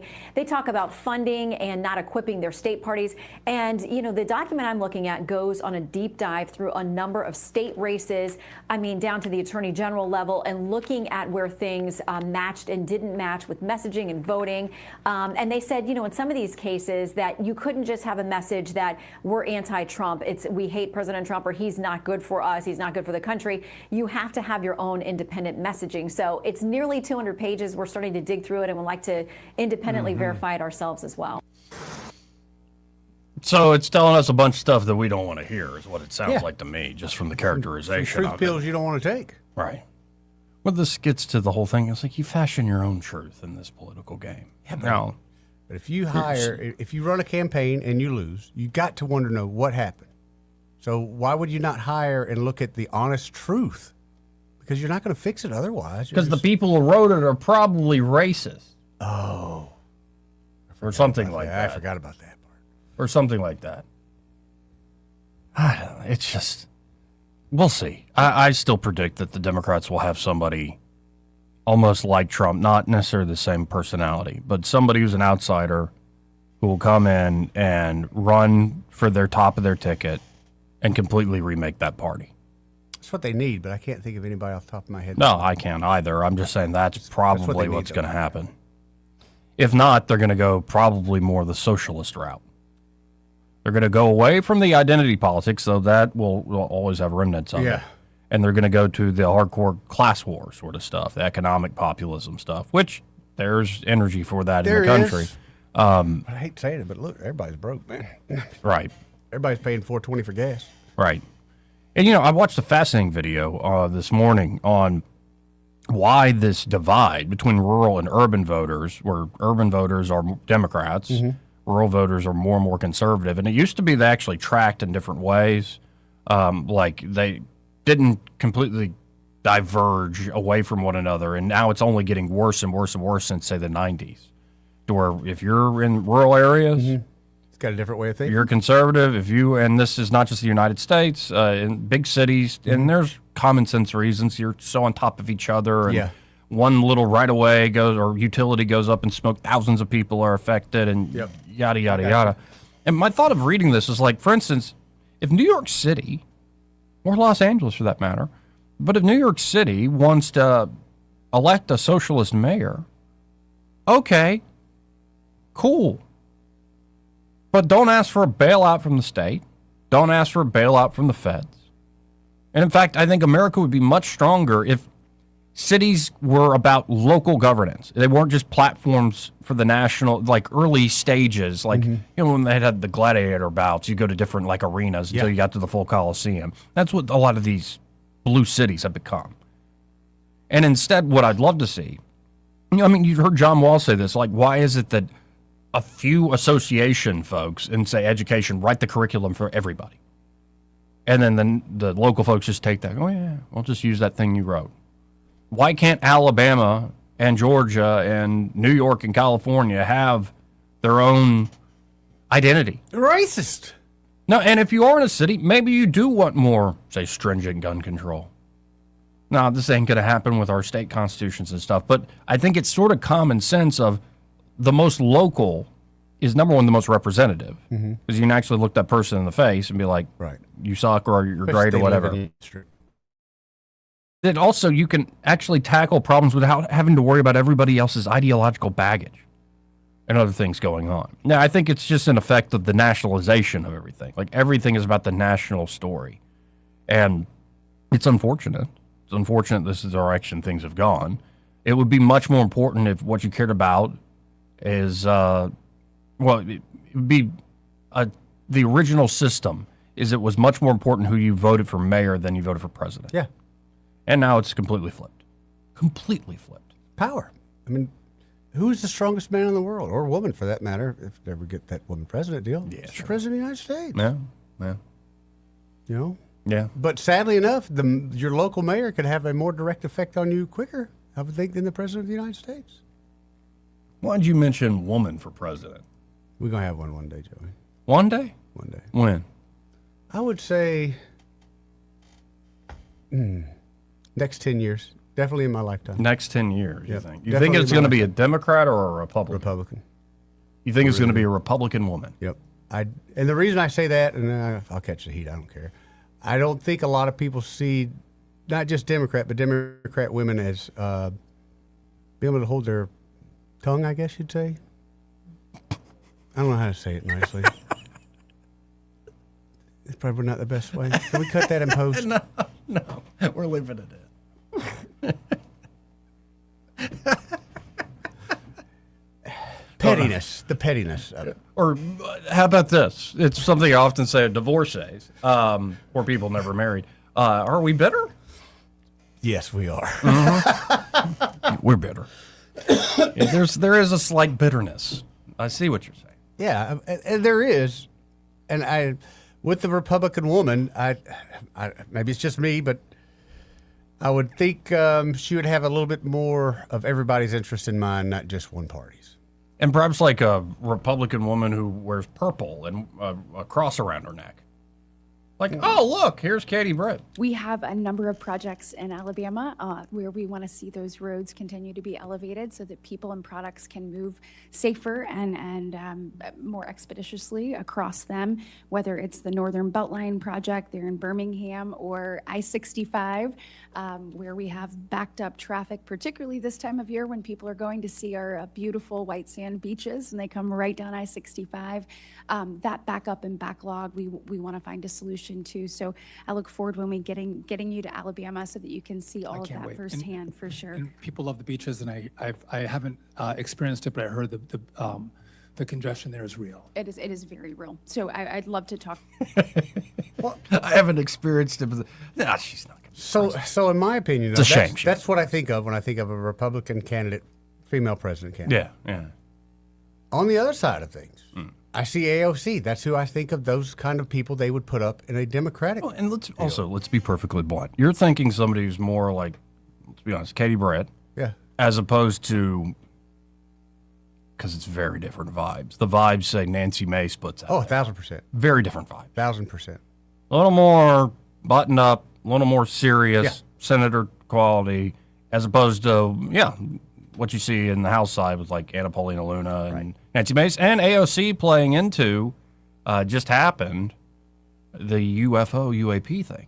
So we might have this completely wrong, Eddie. Did you go cover her by downtown? I did not, actually. Joey Clark, I am so disappointed. I was writing that day. You had the opportunity to meet someone that you have mixed feelings about. I don't have mixed feelings about her. I think she's bat crap crazy. But hot. Well, I mean, that's kind of a pattern. In my... Yes. And women too. In my escapades. Yeah, exactly. And women too, Joe. My bad. Like, crazy is a calling card. Like, is that a red light, green light? I can't even tell. I'm colorblind. Did you hear the comments that she said? When she was here? Covered, how the North needs to pull up to the South or something to that nature. I saw the headline or something. I was lost. I thought it was gay. I just thought I was lost. So what the hell is she talking about? And then I thought she was in a phone booth. I think she's stuck in that old playbook. It's like we get to use the state of Alabama as our stage for our moral melodramas that we play out. And it's like, no. You look like a fool. Got to be honest. But it's we could be wrong, Eddie. Where it's not somebody like a Senator Brett, it's actually somebody like AOC or like a Nancy Mace type that's playing into the zeitgeist, the popularity of like the UAP, the crazy talk. That's just it. They're crazy. And you and I know they're crazy, so I don't want them with the maybe button. My love life is a portend of some sorts. It's like I'm a soothsayer. Yeah. I'm looking at the entrails, and that's where America's going to go. They're going to fall for the crazy. It happened. It does happen. Does happen. Anyway, to my point, here's AOC on the UAP. Okay. Stuff. And this is like one of those walking and talking things. Let's listen into Alexandria Ocasio-Cortez. If there's nothing to hide in the new UFO files, why only a trickle of information instead of full disclosure right now? Yeah, I mean, okay, so to be transparent, I have to take a look at everything that's been disclosed. I haven't reviewed it since the release, but first and foremost, I think there's just a tremendous amount of information. But yeah, I mean, I think it's a good question. I no longer sit on the oversight committee. I did and was part of certain classified briefings around the issue and around disclosure. This was a bipartisan effort, so I worked with some of my Republican colleagues on this as well. And I think it's a really important issue. But I have to take a look because I believe that disclosure happened on the Senate side, so I just need to see what went into it and what was and wasn't she's making a released on it. mistake. But I think she needs to lean into the crazy. Bitch, she's circling. the more specific, as a strategy, I would say, the more specific we can get about the areas, departments, and things that we would like to see disclosed, the more precise it is, then the easier it is to get that information, right? Because if you just ask, in general, give us information, then whoever's providing it has discretion over what gets included and what doesn't. Did she go to a Kamala how to confuse the hell out of everybody class? What is she talking about? Yeah, she went to the school of Obama, Kamala. Put her back in the phone booth already. Oh, she was? Yeah, that was a weird protective barrier. Guess nobody takes back shots anymore? Language, Eddie. Oh. Well. You're already in trouble. My day. Actually. You saying back shots just made my day. This part of the program brought to you by Cole Plumbing. And at Cole Plumbing, well, they can help you with all those plumbing issues. Maybe you got some clogged pipes. Maybe it's the garbage disposal in the kitchen. And you think it's still working because it makes a sound. But all it's doing is smelling it up, It just Joey. stinks. You walk in the house and you wonder, what's that smell? It stinks. It's your garbage disposal. Yep. They can replace that for you. They Get you a can. new one. Yep. Or maybe you got a massive water leak. Like, I didn't install a pool. Why is the water bill so high? Or you got one bedroom you don't ever go into and you notice it smells like mildew because you probably got a water leak. It's going under that carpet. Yeah. Yeah. Need to get on top of it. Big time. Or it could be you've got something simpler, like a toilet flapper that doesn't work. That'd be good. Or you want to install something nicer, like a taller toilet or new fixtures in the shower. I like the old tankless hot water heater. Mm-hmm. So whether it's big jobs, small jobs, anything in between, they can help you out there at Cole Plumbing. And they can do it with minimal discomfort to you and your home, especially on those big jobs. They can actually solve the problem without digging up a huge hole in your yard. So y'all check them out today. You can always go to coleplumbing.com or give them a call. In fact, go ahead and just save their number, 279-8919. That's 279-8919. And just remember, folks, when you have trouble with your bowl, call on Cole, Joey. Let's go to Simpler Days. Hey, Simpler Days, how you doing? Pretty good. I used to have a captain, and if you didn't explain something in about 10 words, he would rub his head between his hands and say, "You make my head hurt." That's exactly what she does. I mean, listening to her, and then listening to Senator Kennedy. I mean, he can say in 10 words, very simple, and you understand. And then you have a whole other level where it's Trump, and he just goes like, I'm a better looking person than Kamala. Just cuts right through it. Just right through it. Why don't the Democrats put a woman up there that wears a dress, shows a little cleavage, instead of wearing pants, and try to act like a man? And then somebody might vote for her. But did you hear all of the remarks, or some of the remarks, or most of the remarks? This is from the group that came down and stood on the Capitol steps. I didn't really hear any of the remarks. Yeah. Well, I just hope they all brought raincoats with them because, you know, Montgomery is the capital of the drip. And sure wouldn't want them to take anything back up north with them. Yeah, careful with the whole but anyway, gonorrhea and syphilis. Yeah. Yes, but anyway, and I know they're all above board that. They all look squared away. But anyway, she missed a golden opportunity to go. I mean, she could have gone down in history, gentlemen. Right there where she's standing is where one George Wallace stood and said, segregation today, segregation tomorrow, segregation forever. Mm-hmm. She could, instead of her coming up with the old World War II term, you know, we've woken the sleeping enemy, she could have said socialism today, socialism tomorrow, socialism forever. Y'all have a good day. Appreciate Simple Day. But she didn't. She didn't take that opportunity. Which is strange. I wonder was it just a stop-in visit? Did she actually see the town? Because I kind of feel like a lot of people like her come here, use the town as a backdrop, and then get the hell out. Yeah. They just know nothing about it. It's just I mean, think she went to the water park and was disappointed because the on-water operations aren't going on? She probably was. I hate that for her because she looks but like I bet somebody she that- hit the rope course. You think she took that? Yeah, Really? I bet she's pretty good at the rope course. I don't know. AOC in a zip line makes a lot of sense to me. Can we make the zip line like end and then she fly off? No, don't. You're already in trouble. Stop that.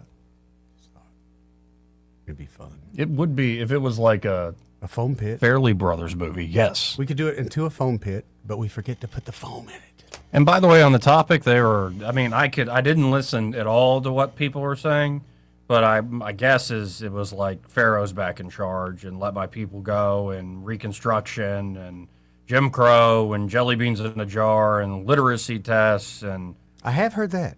And I had heard that the whole black people have lost their right to vote. I don't know how that happened, but apparently that happened. Mm-hmm. So let's play a guy who's up there in the Congress. Okay. What's his name? Wesley Hunt? Oh, you know him? Yeah. And, of course, he'll just be, even though he's a West Point graduate and all these, amazing accomplishments, he'll just be written off as Uncle Tom. But let's play him anyway. Okay.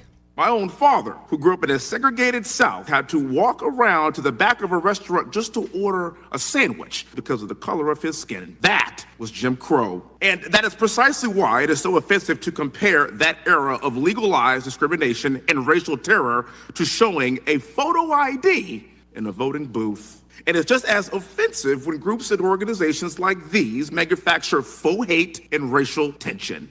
Requiring identification to vote is not oppression. It is not segregation. It is not racism. It is a basic standard that applies equally to every single American citizen, regardless of what you look like. You need an ID to board a plane. You need an ID to cash a check. You need an ID to buy alcohol. You need an ID to enter these very federal buildings. And by the way, attaining an ID in this country is an extremely low bar. But somehow showing an ID to vote in America is now considered to be Jim Crow 2.0. This is not about civil rights. This is about political theater. And the Democrat Party survives on manufacturing grievance. Yeah, they do. I mean, That's very true. That's pretty much it. Anyway. Manufacturing grievance. Yeah, but it's like we've seen this show before. We see it every couple We've seen years, this movie Jerry. before. Yeah, every couple of years. Right. And it's like, yeah, another one? Is it a sequel, or are we just watching the same movie? Like, and there are some movies I like watching over and over again. Like the Django. It's a great movie. Great movie. Great, like, revenge movie, like, with that Western feel. Yes. Like, yeah, it's great. That's one of my faves. That would be a fun movie. Yep, one of my faves. But there's only so many times you can go back to what happened here a long time ago. I mean, you shouldn't forget it. I'm not saying that. No, I'm just saying it's part of our history. And it's kind of cheapens. It's simulacra. Is it not? Like a cheapening of the true bill by copy. It's not the boy calling wolf too many times. Mm-hmm. Anyway, we got to hit a break. All right. First, this part of the program brought to you by Josh and Leslie Ryder. They're at Dillon Rings. And at Dillon Rings, well, Josh the jeweler can make you something beautiful. Oh, he can. In fact, the very thing I have hanging around my neck, he made for me, custom design work. And, working with Josh firsthand, you get to see how the man actually goes about it. Mm-hmm. And I loved it. From that first day, I went into Dillon Rings, 119 Brown Springs Road, and we're sitting there. I'm like, okay, I started describing what is the Sacred Heart imagery, right? Sacred Heart symbol. And, he started doing a rough sketch right there on paper in front of me. And then he came back a few days later with a full artistic rendering that he had drawn himself.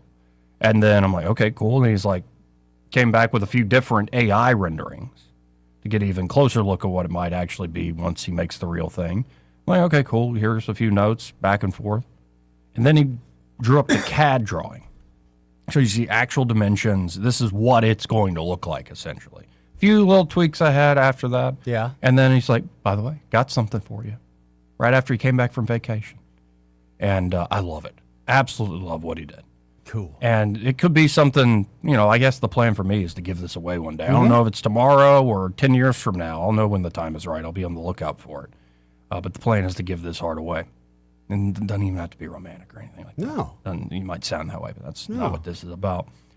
But it could be, maybe you inherited some jewelry. You want to combine the two pieces to keep that sentimental value, but update it a little bit. Or it could be you just want to make something that's truly unique and give it to somebody you love. It's really that simple. And Josh the jeweler, Josh the artist over there at Dillon Rings can help you out. Just get by there. 119 Brown Springs Road here in Montgomery, just off of Atlanta Highway. And be sure to tell them that Joey that fell on the radio sent you. Want to carry News Talk in your pocket? Download the News Talk 93.1 app from the App Store. Available on iPhone and Android. Never miss a moment. Download now. Congressman Barry Moore has always delivered for Alabama. As a member of the House Freedom Caucus, Barry Moore earned a score of 100 from Heritage Action for protecting our values. He's helped thousands of Alabama families, fought for our veterans as a veteran himself, and secured millions for infrastructure, first responders, and public safety. Barry Moore helped pass Trump's One Big Beautiful Bill, delivering tax cuts for hardworking Alabama families, and stood strong to secure our borders. Now, Barry is taking that fight to the United States Senate. Barry Moore will defend our freedoms, defend the Second Amendment, protect our children, stand up for parents, and keep boys out of girls' sports while continuing to cut taxes and lower prices. Endorsed by President Trump, Barry Moore is a proven conservative Alabama can trust. I'm Congressman Barry Moore. I've rolled up my sleeves in Congress, and I'll keep fighting for Alabama in the U.S. Senate. I'm Barry Moore, a conservative fighter, and I approve this message. Approved and paid for by Barry Moore for U.S. Senate. 2026 marks 60 years that hope has had a home in Alabama. At the Alabama Sheriff's Youth Ranches, children who've lost everything through no fault of their own have found something priceless. A safe place to live, a loving Christian family, and the chance to simply be kids again. Here, boys and girls grow up surrounded by care, guidance, and faith, learning right from wrong, learning responsibility, learning they are valued and that their lives have purpose. As the Alabama Sheriffs have believed for 6 decades, it's easier to build boys and girls than to repair men and women. These former ranchers are now teachers, parents, business owners, and leaders, living proof that love, structure, and faith can change a life forever. As the Alabama Sheriff's Youth Ranches celebrate 60 years of serving Alabama's children, you can help ensure the next child has the same chance. Learn how you can make a difference at alabamasheriffsyouthranches.org. 60 years of building lives, and we're just getting started. Are you tired of the mainstream media's biased reporting? Do you want to stay informed on the news that really matters to you? Look no further than 1819 News. At 1819 News, we bring you the latest in Alabama news, politics, sports, culture, and more. We've assembled a team of journalists with Alabama values dedicated to the truth and the truth alone. Visit us at 1819news.com today. That's 1819news.com. Subscribe to our newsletter. Honest News, Alabama Values. This hour of news and views is brought to you by our good friends at Alabama Home Mortgage. Alabama Home Mortgage, 567-4223. Visit them on the web at myalabamahomemortgage.com. NMLS number 1586368. An equal housing lender. If you're struggling with ED or your performance is down and your belly fat is growing, listen up. You've got one life. Now is the time to act. At Montgomery Men's Health, we're not just healthcare, we're your secret weapon. Don't wait another day. Here's why you need to act right now. Every moment you delay, your condition could worsen. It's not just about sex, it's about your heart, your relationship, your life. Montgomery Men's Health has years of proven results for ED and low T. We've introduced treatments so exclusive, you'll wonder why you waited. Procrastination is the thief of time. When it comes to your sexual health, you can't afford to wait. Join the League of Gentlemen who've walked out of our doors with a swagger. Call Montgomery Men's Health at 334-440-3663 or visit montgomerymenshealth.com. Book your $99 male performance consultation now. Dial 334-440-3663 or visit montgomerymenshealth.com. Montgomery Men's Health, making it happen. Rich Thomas Weather, a service of Riverside Chevrolet Wetumpka. If it's Chevy, it's Riverside. Best price, best selection. Check them out on the web at riversideusa.net. Rich Thomas Weather.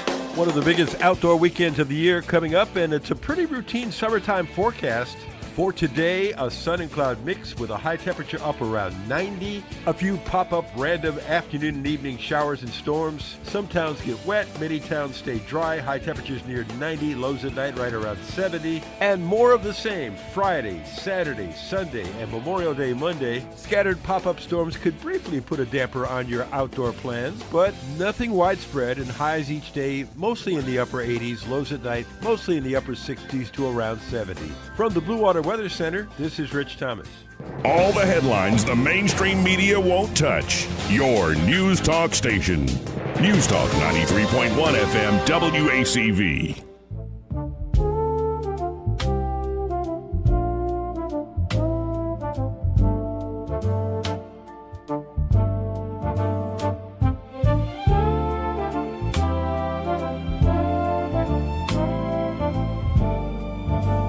There are those that think I'm a very stable genius. Joey Clark.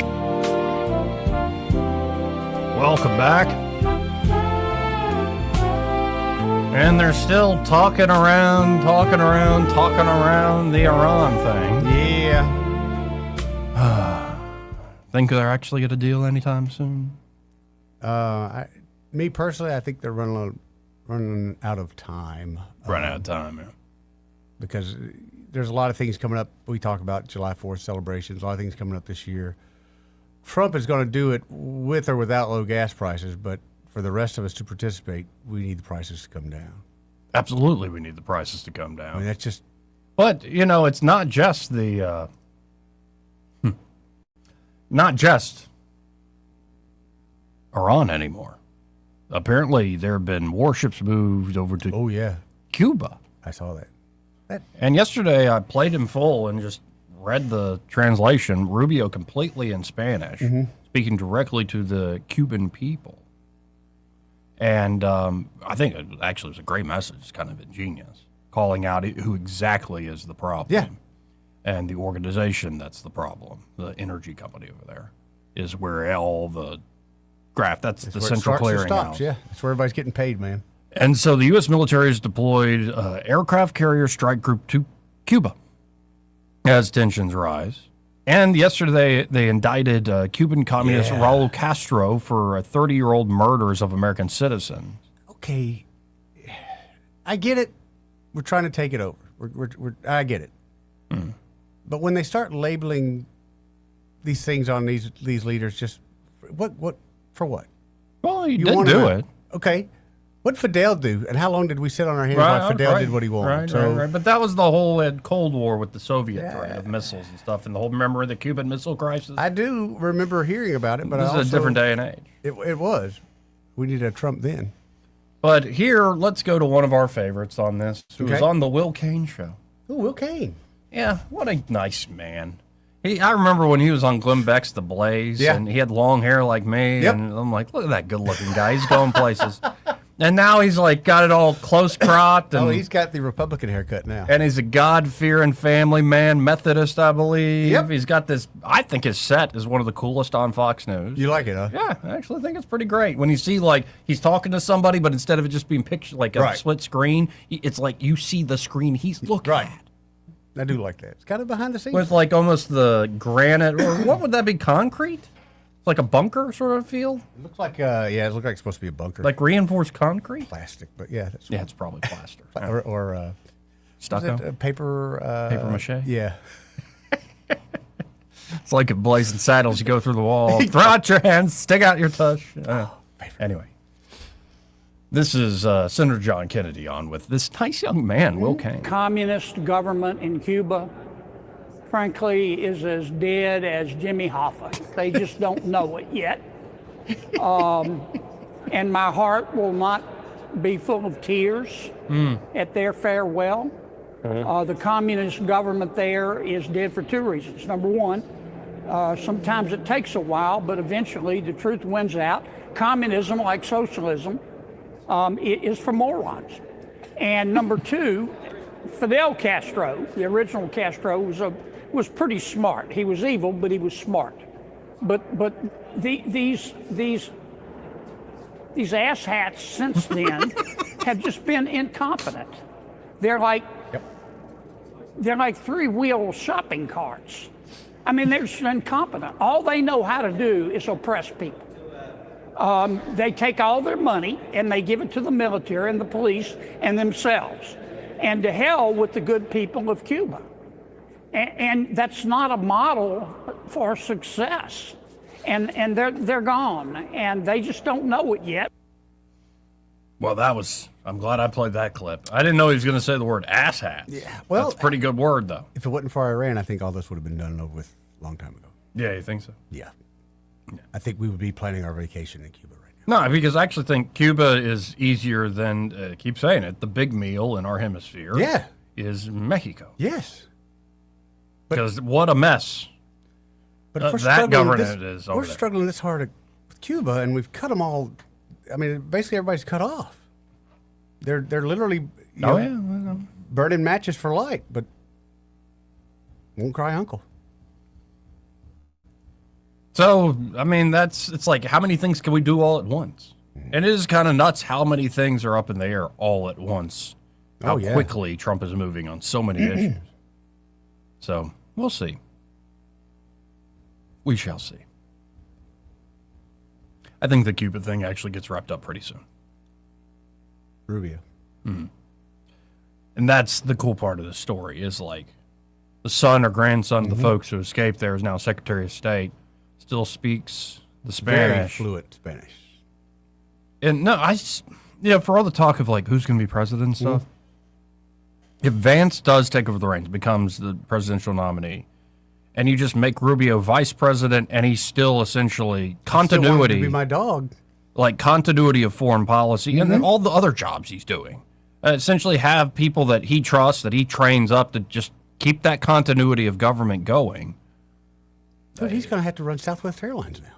Yeah, I saw that. Or Spirit Airlines. Spirit Airlines, yeah. Spirit. Yeah, I saw some of those videos. That just not right. But I don't know how to say who's working harder. I would think they're both working, equally hard, but Rubio seems to be getting a good bit of shine. And I don't know if that's just because we didn't. I'll be honest, I didn't expect all this from Rubio. I did not. No, I didn't. Every day is like, wow, who's this guy? But apparently, like all the rumors about him, how brilliant he was in the Senate, it's true. Yeah. And even if you disagree with him, you think he's wrong on certain issues, like the way he carries himself is quite effective.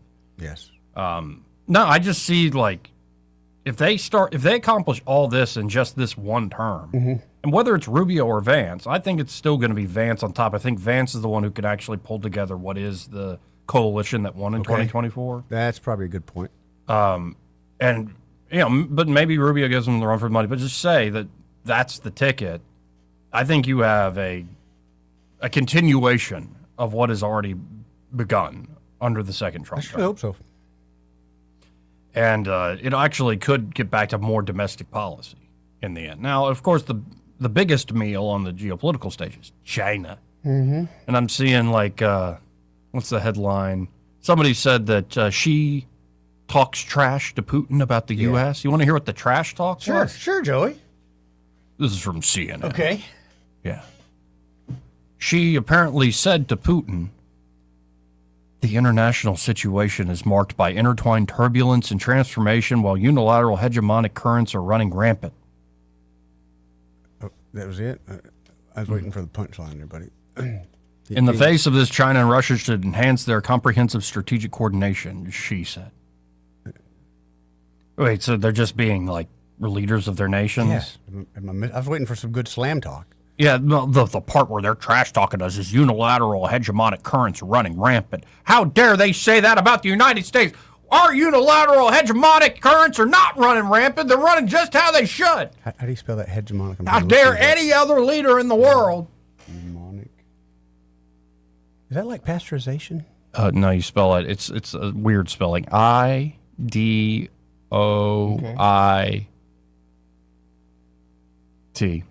That's idiot spelled wrong. Oh, 272-9228. Adoit. Adoit. Just that's the spelling you get today on how to spell hegemonic. Oh.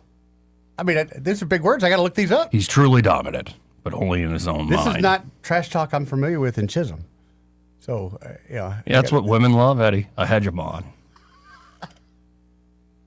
I don't know if that's the case, Joey. I really don't. Which is actually one of the new starter Pokemon in the Nintendo Switch 2.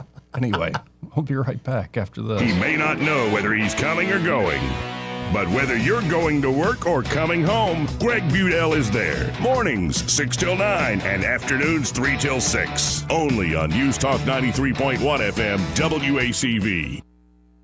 At Blue Water Broadcasting, we believe great advertising starts with relationships. That's why so many local business owners trust us, not just for radio, but for digital too.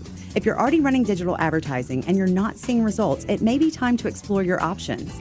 Our team takes the time to understand your business, then builds custom campaigns using a multi-channel conversion-focused approach. So whether it's digital display, social media, or you need help increasing your online presence, Blue Water Broadcasting can help. Before your next campaign, let's have a conversation. Visit BlueWaterBroadcasting.com. This is your roving reporter. Today I'm talking with a prospector. That's right, man. I'm prospecting for gold. You dig? No, but it looks like you do. And you know the first thing I'm going to do when I strike it rich? What's that? I'm going to hire David Ernest to be my money man. You mean everyone's favorite asset preservationist? That is correct, man. I'm going to call him up at 833-596-7233. 833-596-SAFE. You know, I've heard a lot of good things about David Ernest. You know, he's the best money man around with over 40 years of experience. Experience is necessary, especially when you're digging for gold. That's right, man. And I can see that you don't have very much experience. What do you mean, man? Well, you have the little plastic bucket and shovel like a kid would take to the beach. Yeah, man. Well, I want to start out small and then kind of pace myself up until I strike it rich. Well, maybe you should call David Ernest first. You think he's got a shovel? Never know till you ask. I dig, man. Hi, I'm Carl Schmidt, naturopath and owner of the Herb Shop Wellness Center at 8161 Vaughan Road. You know, with over 30 years experience in natural wellness, I've seen countless health fads come and go. A few years ago, we added a patented technology that actually activates your stem cells. It reverses the aging process at the cellular level. However, you do need proper hydration and targeted nutrition. At the Herb Shop, our advanced scanning and testing technology allows us to accurately assess your nutritional needs and get a customized plan for you. Come in today and see what the Herb Shop can do for you. This hour of news and views is brought to you by our good friends at Alabama Home Mortgage. Alabama Home Mortgage, 567-4223. Visit them on the web at myalabamahomemortgage.com. NMLS number 1586368, an equal housing lender. We get Montgomery talking 24 hours a day. The River Region's most trusted voice. News Talk 93.1 FM WACV.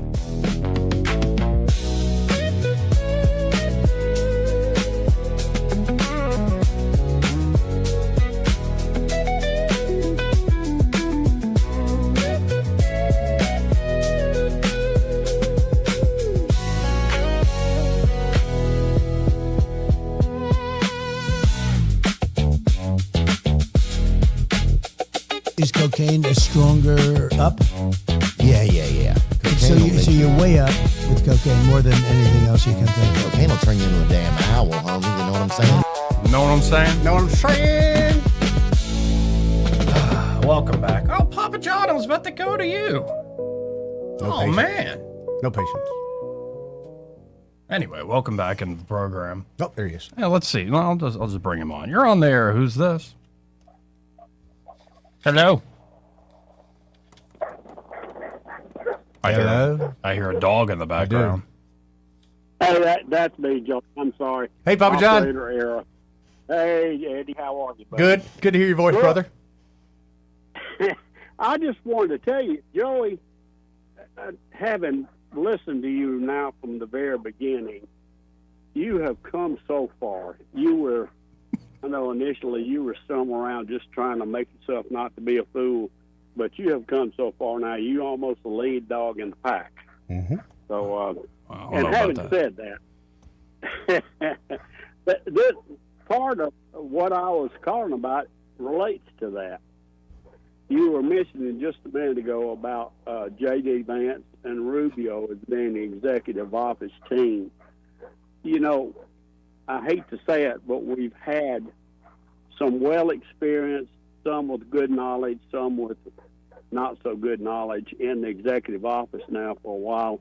And I'm going to be honest with you, at 79 years old, I would love to have some good, experienced, enthusiastic, optimistic people in the executive office with their hands on the steering wheel. And I think the two you mentioned would be a great pair for that.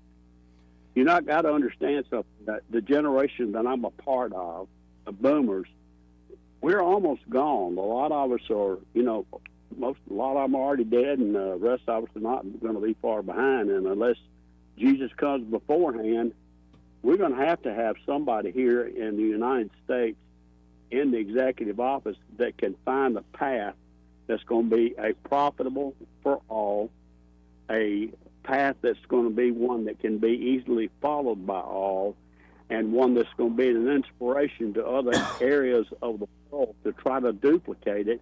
And that is one way where you can have countries that are not at war all the time. And it's a great idea.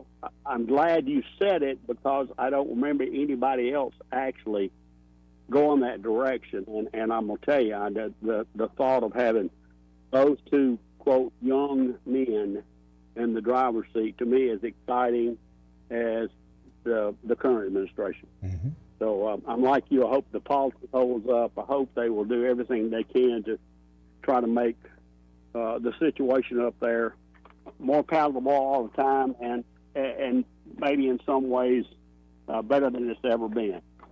Here. Well, that's my part of the apple crate. So get to it. Y'all have a good time, and I appreciate you taking my call. Thank you, Papa John. 272-9228. Yeah, I think there's something to be said about the changing of the generation. Oh, definitely. Definitely something to be said there. I'm more nervous about it than ever before. Yeah, are we going to go with Rubio and Vance, or Vance and Rubio, or are we going to go with, like, AOC?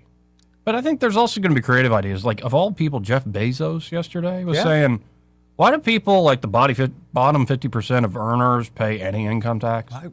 You're preaching to the choir, but I've agreed with that forever and a day. Like, just why? Like, start with the productivity gains that are happening in AI, productivity gains happening in things like space exploration and commercial space exploitation. Like, why is it?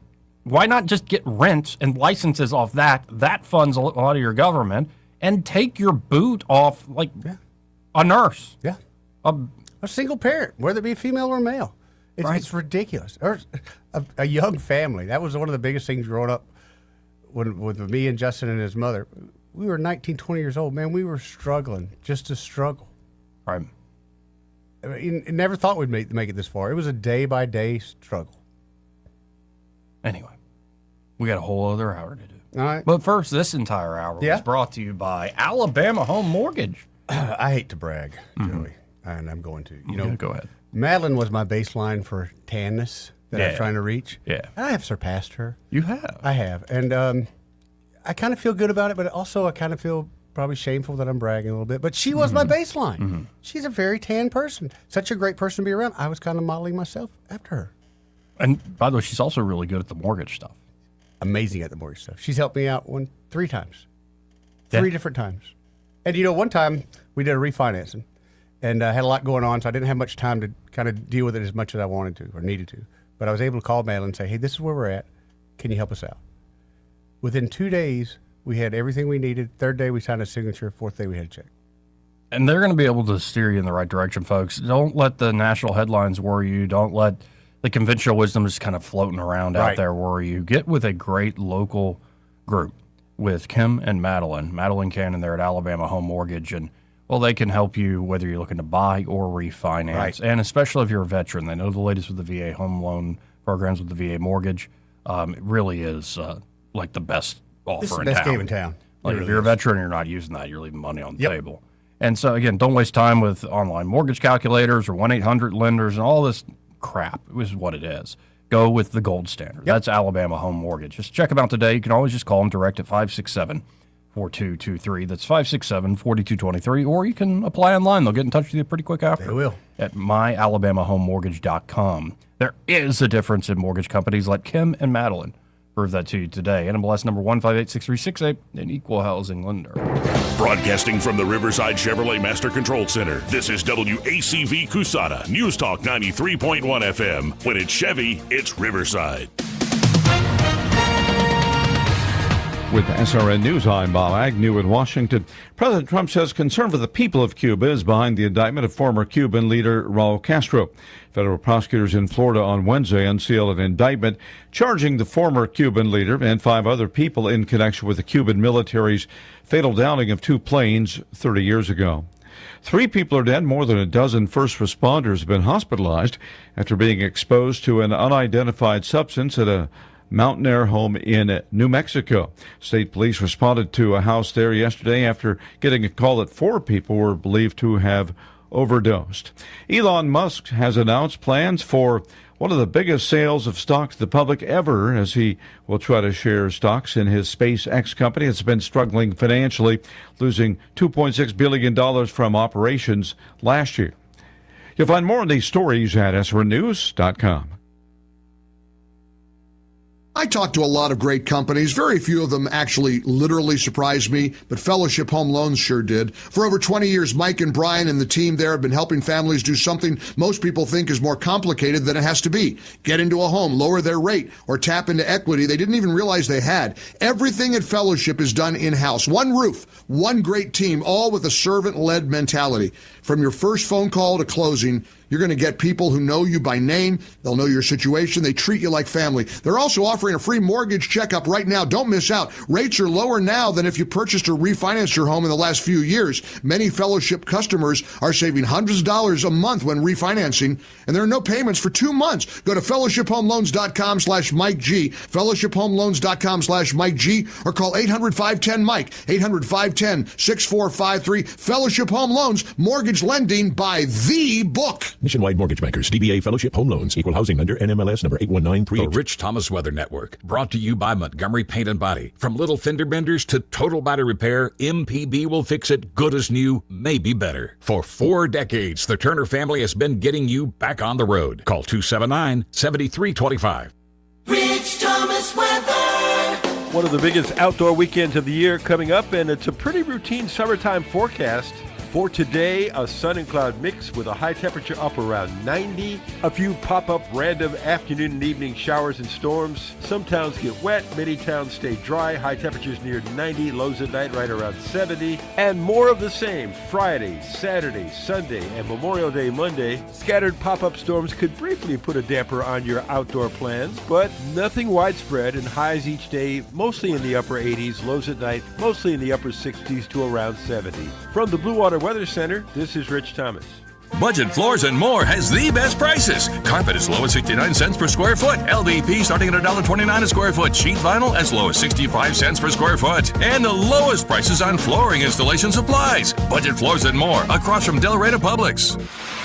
1819 News. A pro-Second Amendment political action committee here in Alabama called Bama Carry PAC is celebrating the future removal of one particular sheriff. Bama Carey, along with the National Association for Gun Rights, endorsed the primary challenger to Lee County Sheriff Jay Jones. Jones has been in that position for 30 years. His challenger, Cam Hunt, is a former sheriff's deputy and U.S. Marine. Hunt defeated Jones in this past Tuesday's primary. Bama Carey called Jones one of the loudest and most vocal opponents to the Alabama constitutional carry law that was passed in 2022. Bama Carey says that Jones used his badge, his office, and his political influence to lobby hard against God-given rights for law-abiding Alabamians to carry a firearm without first acquiring a permit from the government.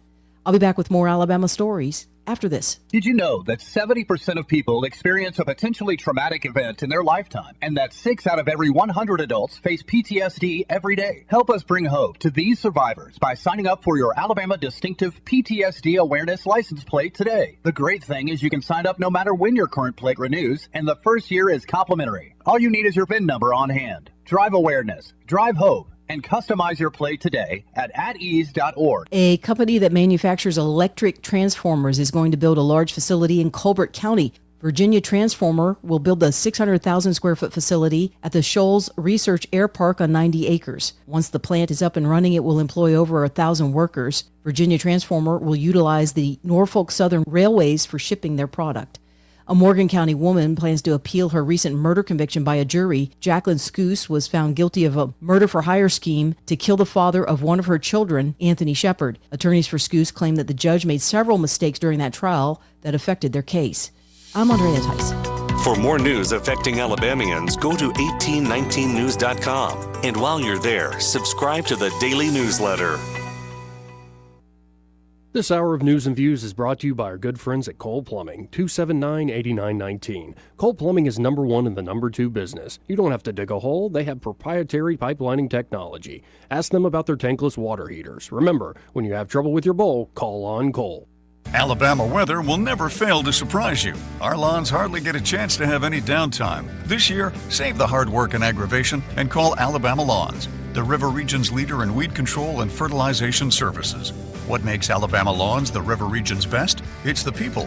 They have the experience, education, and commitment to customer satisfaction. Ask your neighbors. Alabama Lawns has been the Montgomery Advertiser's Reader's Choice Award winner 14 years in a row.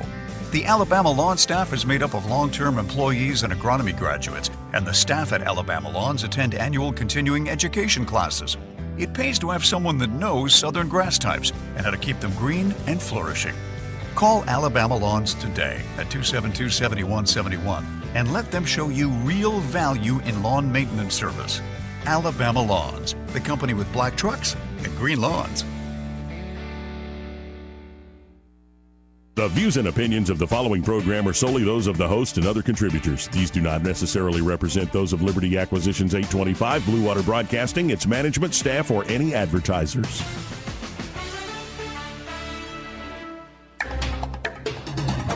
It's time for Montgomery's conversational radio show. It's News and Views on News Talk 93.1 FM. To join the conversation, call 272-9228.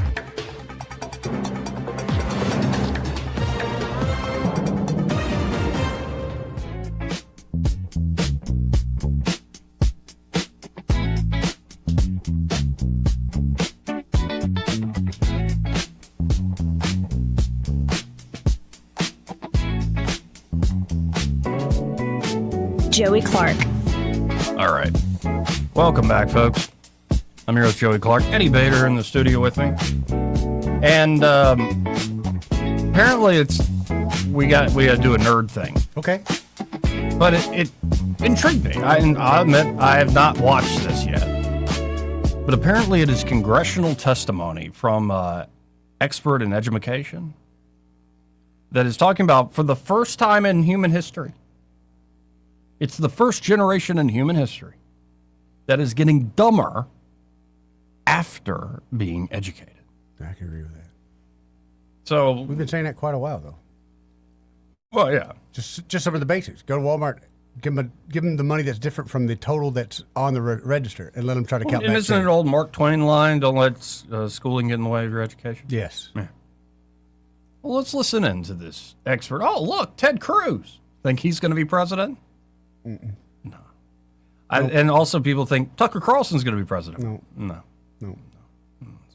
I think those two sides, especially on the Israel-Palestine thing, Yeah. have kind of gored one another. Yeah, they have. Bad. In fact, I think what Trump's trying to do is end it. Like, end that generational thing that's been going on. Will he succeed? Who knows? Anyway. That's going to be a tough one. Now, maybe the Board of Peace is going to work, Eddie. You have little faith. I got hit with a Board of Peace growing up a lot. Well, that's why my Board of Peace is going to work. Light up, boys. Time for your licks. That's it. I'm telling you. That Board of Peace, it does come in handy sometimes, Joey. I think MBS likes his licks. I don't know if that's a good thing. He kind of leans into him a little bit. Reminds him of growing up in the palace. Yep. Anyway, this is some education expert talking about how, well, this generation is getting dumber the more educated they are. Thank you, guys. My name is Dr. Jared Cooney Horvath. I'm a former teacher turned cognitive. What is that name? Cooney Horvath. I'm a former teacher. Hold on. I don't think I can say that on the radio. My name is Dr. Jared Cooney Horvath. I'm a Dr. Jared Cooney Horvath. I think that's a C-U-N, which is already right. I-E. Okay. Is this a real person? So let's listen in to Mr. Horvath. a former teacher turned cognitive neuroscientist who focuses on human learning. And I do not receive funding, nor have I ever, from big tech. So a sad fact our generation has to face is this. Our kids are less cognitively capable than we were at their age. Since we've been standardizing and measuring cognitive... That's a nice way to say it. The kids are dumb. Dumb as... They're dumb. A lot dumber than we were. Development since the late 1800s, every generation has outperformed their parents. And that's exactly what we want. We want sharper kids. Mm-hmm. And the reason for this largely has been school. Each generation spends more time in school. We use school to develop our cognition. Congratulations, you see your correlation. Until Gen Z. Gen Z is the first generation in modern history to underperform us on basically every cognitive measure we have, from basic attention to memory to literacy to numeracy to executive functioning to even general IQ, even though they go to more school than we did. Why? What happened? What happened around 2010 that decoupled schooling from cognitive development? It can't be school. Schools basically look the same. It can't be biology. This hasn't had enough time to change. The answer appears to be the tools we are using within schools to drive that learning. Across 80 countries, as Gene was just saying, if you look at the data, once countries adopt digital technology widely in schools, performance goes down significantly, to the point where kids who use computers about 5 hours per day in school for learning purposes will score over 2/3 of a standard deviation less than kids who rarely or never touch tech at school. Well, damn. That's not good. That's not good at all. And that's across 80 countries. Bring it home to the U.S. Let's go to the U.S. We have our NAEP. That's our big data. Take any state, and here's a fun experiment you can try. Take any state NAEP data. Compare that to when that state adopted one-to-one technology widely, and watch what happens. The NAEP data will plateau and then start to drop. Now, as Gene said, of course, this is all correlative. What we really want is causative. To get causation, what you need is academic research, and you need mechanisms, explanations for why we're seeing what we're seeing. Luckily, we have academic research stretching back to 1962 that shows the exact same story for 60 years. When tech enters education, learning goes down. In fact, one of the biggest ed psychologists right now, Dylan William out of the UK, recently said, ed tech is a revolution that's been coming for 60 years. And we're gonna have to wait another 60 because it ain't doing anything. Now that's research, but now we need mechanisms. Luckily, over the last about 2 decades, we've been doing a lot of work in what we call the science of learning. How do human beings learn? And we now have the clear understanding of why tech does not work for learning, and it is all biological. It's not that the tech isn't being used well enough, we haven't been trained enough, we need better programs. It's we have evolved biologically to learn from other human beings, not from screens. Fascinating. It's not surprising. Fascinating. And I feel like Especially a kid. I feel like a chump because I remember saying, calculator. Let me have the calculator. Yeah. Little did I know that all I did was make me a little bit more lazier. That was the kind of the first step into the, I don't have to worry about learning. And I've always thought, like, I've you got have tool. this, like, huge, vast information system called the internet, and, like, not even the negative parts of it. But I almost think what he's driving at is like the AI or the internet stuff doesn't give you that mirror back, a correct mirror. Like, I'm let him finish, but it seems to me like if my motivation is to make you happy because you're mom or dad or you're a teacher I respect or you're an older student I respect and we're trying to figure out a problem and maybe I use some of these tools, but then it's always coming back to like we're learning together instead of the way that I'm in school forever. But it started as I was getting out of college to where things were becoming more and more digitized. But also a lot of people, especially like me, I learn more hands-on. I can read 1,000 pages a day and forget what I read, but you let me do it 1 or 2 times with my hand. There you go. Now let's let this big brain man, Mr. Horvath, finish. And screens circumvent that process. I won't go too deeply into the mechanisms, they can get boring, but just know they're there if you want to talk about them. So that leaves us with 2 options. Option 1, when you know something is wrong, do better. So we could just say, hey, mea culpa, get some of this tech out of schools, go back to what we know works, some analog methods, cool. Or 2, we could redefine our terms. We could redefine what it means to be an effective learner. I want to end with one quick story here. Think back to your childhood, to your schooling. I guarantee all of us at one point took a test on reading comprehension. And the way it looked is this. Here's a passage of about 750 words. Here are 10 to 12 questions about that passage. Most of them are inferential, not factual. They're asking you to go beyond what you just read to see what you understood. Cool. Last year, the SATs had a reading comprehension section. Here's what it looked like. Here is a single sentence of 75 words. Here is one question, fact-based, about that sentence. Next. Here is another sentence of 75 words. Here is one question about that sentence. Next. Last year, they redefined reading comprehension to mean 54 short sentences with one question about each. Damn. That is skimming. That's not reading. Why would we ever do that? Because what do kids do on computers? They skim. So rather than determining what do we want our children to do and gearing education towards that, we are redefining education to better suit the tool. That's not progress, that is surrender. So as we go through our discussion today, there's gonna be a lot of talk about smartphones and social media, rightly so. But I'm the voice here to remind you that even in schools, it doesn't matter what the size of the screen is. If it's a phone, if it's a laptop, if it's a desktop, and it doesn't matter who bought it. Is it school sanctioned? Does it have the word education stamped on it? It doesn't matter. All of these things are also going to hurt learning, which in turn are going to hurt our kids' cognitive development, right at the time when we need our kids to be sharper than we are. So thank you guys so much for today. I look forward to talking with y'all. Actually, I thought Mr. Horvath's pretty impressive there, at least with that opening statement. Me too, actually, yeah. Yeah, and that makes a lot of sense. And that's what I was trying to drive at. It's like, it's one thing to treat these things as tools, but then you come back to the human element. Right. But I started to experience this near the end of my education where it was just, it became gaming the system on the computer. Yeah. Well, he nailed it when he talked about skimming. Yeah. I never considered that, but that was me for the longest time. And I do wonder if they could expand this out with research and studies.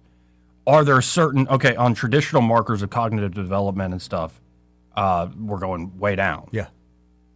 Or that generation's going way down.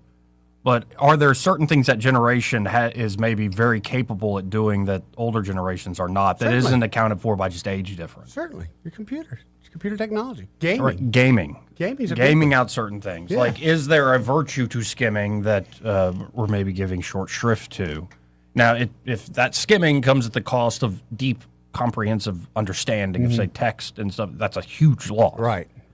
And I am becoming more and more just aware of how much we rent ourselves out to all this technology, whether it's a movie we watch or a screen we're constantly looking at or the short videos we're constantly looking at. Like, that's not you.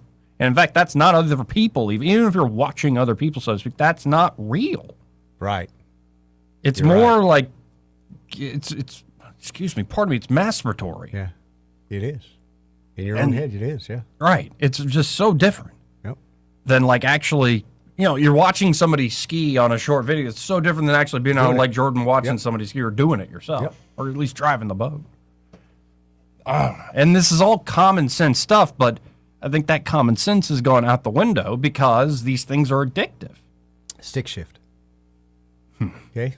I mean, I my generation learned how to drive. Yeah, a I stick never shift. learned to drive stick. I think my dad, I know for a fact my dad wanted us to learn how to drive a stick shift because he knew that was where technology was going away from. But he said, at some point in your life, you're going to need this. It's true. And how many kids today, and not just kids, even probably people your age and younger, can't drive a stick shift? Yeah. No fault of their own. They've just never been taught how to do it. Yeah. Never had a need. Yeah. Always had automatic cars. Yeah. Anyway, let's go to line one. You're on there. Who's this? It's Papa B. Hey, Papa B. Hey, guys. So, AI is remarkable. I'm just like a passenger watching all of this stuff happen. And Eddie, can I tell you, and Joey, I really can't wait for my AI secretary. The guy's dying to have robots. I get it. Yeah. Yeah, you remember the Carol Burnett show? Tim Conway had this. One of my favorite skits. Mrs. Wiggins. Yes. One of my favorite skits, man. I'm going to call my AI secretary Mrs. Wiggins. Could you step into my office? Mrs. Wiggins? Yeah, oh yeah. And there's reasons why I would say. I would have my secretary probably look like Mrs. Wiggins.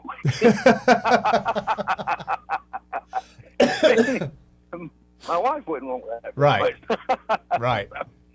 But anyway, so this last election here, what a great night that we had here, and it never ceases to amaze me. The gaslighting media is dying very slowly. They're dying hard, but very slowly because for 3, maybe 4 months prior to the election, they were, trying to tell us, Trump's, he's on his last gasp. He's down 30% to 30%. Nobody likes him anymore. The Camaga coalition is breaking up. What a bunch of hooey.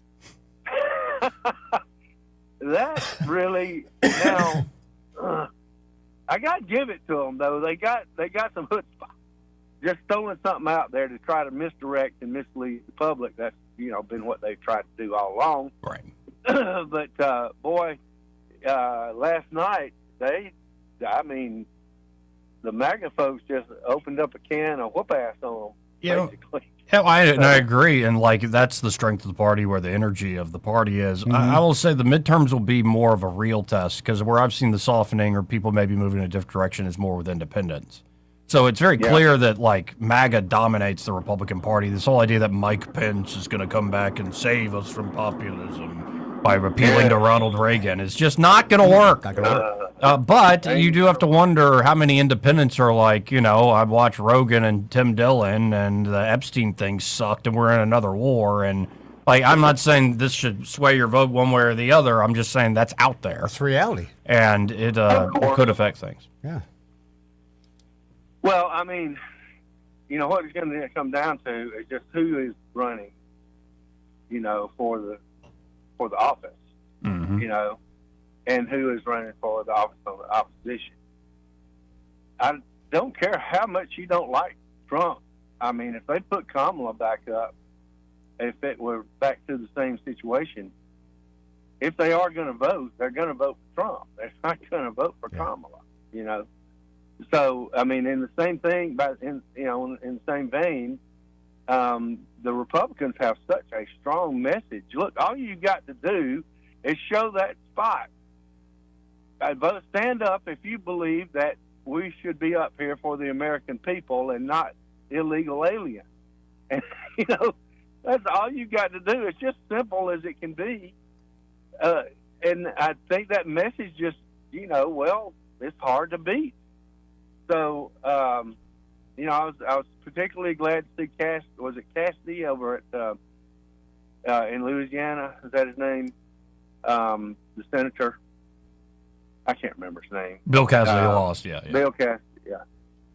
I was so happy to see that guy. And right afterwards, he joined this cabal of rhinos. Yeah. To vote, for the War Powers Act in the Senate. What? Oh, yeah. Well, who couldn't have seen that coming? Just spite. Just total spite, And Massey, 100%. My goodness, what a pleasure it was to see that rascal lose. I hate to see him lose, to be honest. I don't have big issues with Massey. He's one guy, but I do like the fact he wasn't afraid to stand up to Trump for his true beliefs. Well, it wasn't a personal attack. It was his beliefs. And, I ain't going to hate you for it, but at the same time, it was real petty to me, a lot of things that he did.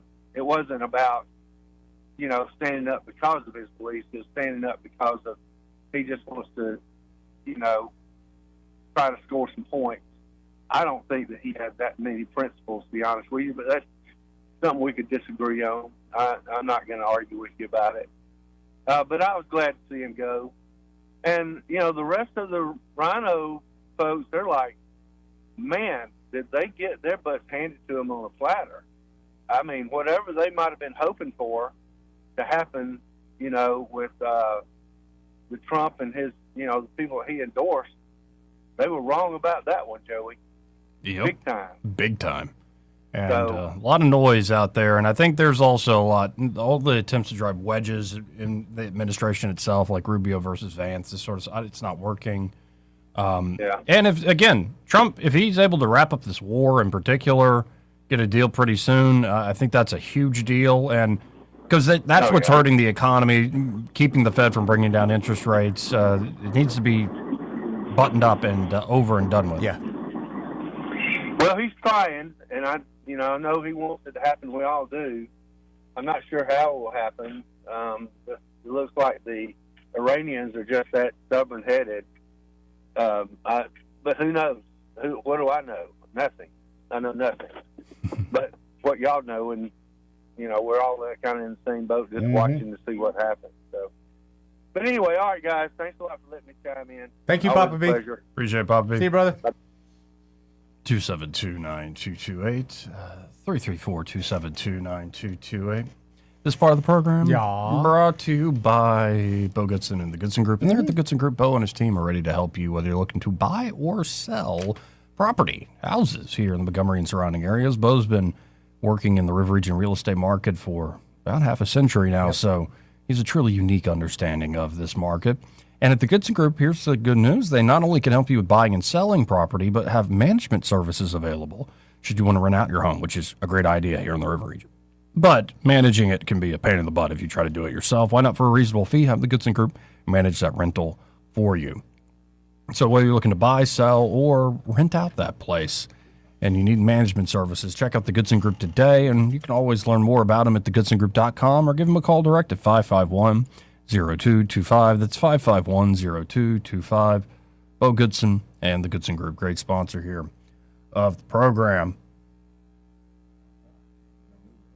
So I'm looking at apparently Josh Hawley, you know, that senator who clearly wants to be president. Yeah, he's got that going for him. He's definitely got that deep voice and look. I mean, he's got the chops. I'll give him that. Yeah. He could be president someday. Who knows? But apparently, like, he gave a commencement speech at a college, and when he brought up AI or something, like, people booed. Was it AI? Well, let's listen in. About artificial intelligence. College graduates have been booing AI at their ceremonies this week, whether it's reading it out or they're just booing every mention of AI. What do you make of that? Well, I make of it the fact that a lot of these college grads don't have jobs. You know, I was talking to a group of college grads recently, college seniors actually, and they were giving me very similar sentiments about AI. They were saying that they can't find jobs, that, you know, like 30-40% of them are unemployed. And they blame AI for this. And, you know, I mean, they may well be right. We've got to make some choices about AI to make sure it actually is good for the American workforce. And I think a lot of these college grads don't think it will be. It seems like big tech is really implementing their ways here. More data centers are popping up, and as that happens, it seems jobs for college grads are going down. I mean, what can you do about it? Well, I think we've got to go in the opposite direction. We want to see new technology create jobs, not destroy jobs. And this is why we ought to pass legislation right now that would require these tech companies to turn over the data on how many jobs they're creating or how many jobs they're destroying. We ought to collect that data from all across the workforce. And then we ought to make sure that AI is getting implemented into these workforces in a way that actually creates jobs and gives rights to workers and doesn't take them away. So in my state, I can also tell you people do not want data centers. I mean, it's just in town after town in Missouri, people are showing up at these meetings, county commissioner meetings, you know, the public utility board meetings, and are saying, please don't put a data center in our community. I think elected officials need to listen to that. That's why Elon and team are going to space. Well, that being said, Facebook announced 8,000 layoffs because of AI taking over. Yeah. And there's another announcement that it could be up to 15,000. So now here is another man going to space, Jeff Bezos. Bezos? And Jeff Bezos, was asked by, what is this guy's name? Aaron Ross Sorkin? Sure, we'll go with that. On CNBC. Mm-hmm. This is the same interview where Bezos said, hey, maybe like the bottom half of the country shouldn't pay income taxes at all. Maybe. And he's asked about, Sorkin says students are deeply fearful and worried about whether they're going to have a job. Especially because of all this new technology and AI and all this stuff, as you just heard Josh Hawley talking about, given kind of the common sense populist point You of can view. always go mine for gold. Well, here is Jeff Bezos, and let's hear what the billionaire has to say. I think there's so many people who are afraid that AI is going to take their job. I think that there's going to be a labor shortage as a result. So let's go there then. Yeah. I wanted to stay in space, but let's go to that because we can come back. We can be in space too, whatever you want. Well, Andrew, but that's fascinating because I don't know if you saw Eric Schmidt gave a commencement address over the weekend. Yeah. And the students were booing because every time he mentioned AI, they were booing because I think they're deeply fearful and worried about whether they're going to have a job. Yeah, well, and the reason they're afraid of that is because all these smart people keep saying that. So there are so many smart people, and they are smart, and they are saying, oh my God, there are going to be no more radiologists because, AI can read x-rays better than a radiologist can, and there are going to be no more software engineers because AI can program better than a software engineer can. These people are wrong. So what's really going to happen is that it's going to elevate all of these people, and there's going to it's like you've been digging. Let's say you're a software engineer, right? What it's the analogy I can give you is you've been digging out a basement for your house with a shovel, and somebody's about to hand you a bulldozer. You should be so happy if you're digging the basement to your house and somebody says, hey, how about this? I have a tool here that's going to, and what's really going to happen is we're going to have so much productivity in our economy that, for example, this is just one effect. A lot of people who have 2-earner income households, one of the people is going to drop out of the workforce. That's why we're going to have a labor shortage. People, because of the productivity gains, you're going to be able to afford things. We're going to have, I predict we'll actually have deflation of certain core, assuming we let this technology play out and don't hamstring it with regulation too early. We will actually have, everything will get, food will get cheaper, and housing construction will get cheaper, and so on and so on. Is there a transition cost? We could even solve the permitting problem I was talking about earlier for housing. Like, it should take, if you are a builder, why does it take you 6 months, 9 months, 2 years, 5 years, depending on what municipality you live in, to get a building permit? AI should be able to do it. AI should do that in 10 seconds, and it should give you a yes or no in 10 seconds. And then you should have your authority to build it. By the way, if it says no, it should give you the 6 reasons why. And then you go change those things and resubmit. And you start building tomorrow instead of 2 years from now. But how do you answer? I mean, Amazon's laid a whole bunch of people off. You heard Mark Zuckerberg. Not because of AI. But Mark Zuckerberg recently laid a bunch of people off. Is that because of AI? Jack Dorsey has. Jack Dorsey ascribes it directly to AI. Well, you'd have to talk to Jack about that. I don't know, but he must have had a lot of extra people. Anyway. I like to believe all that, which sounds great, but I was also the guy that believed in the paperless office, Joey. Yeah. Have the paperless office, less paper, saving trees, saving the environment. That's a load of crap. Got more paper floating around the offices now than ever before. And most of it junk paper. Use it one time, throw it away. Yep. But now I'm all about making life easier on folks, especially for wouldn't you like a bulldozer better than a shovel? Yeah, yeah. No, I get what he's saying. But I got to have fuel for I really the do bulldozer. get what he's saying. If it can happen, though, but... Yeah. It's just, I'm sorry, but there's just too many other things that get in the way. We were promised how many years ago as a kid we were going to have flying cars. Yeah, well. I mean, we put out these big hopes, these big dreams, and I'm glad we put them out there, but we seem to put them out there as if to know that it's a goal, but we're never really going to reach it. Flying cars. Talk about a white person problem. You Anyway, fly? after this break, we have 2 coming up. Want to carry News Talk in your pocket? Download the News Talk 93.1 app from the App Store. Available on iPhone and Android. Never miss a moment. Download now. Trust is the number one reason why a patient chooses a healthcare provider. Adams Drugs has been your trusted healthcare provider since 1962 and has been voted the number one pharmacy in the River region for many years. We strive each and every day to provide you the level of health care you have come to expect from Adams Drugs. The employees at Adams Drugs take pride in developing relationships with their patients, from making sure your prescriptions are filled correctly to getting to know you and your family's needs and following up on any questions you may have. Adams Drugs employees deliver top-notch service. We ask you to visit us at any of our locations in Montgomery, Prattville, Wetumpka, Millbrook, and Pine Level Marbury and give us a chance to earn your business. You can find us at adamsdrugs.net for the location that is nearest to you.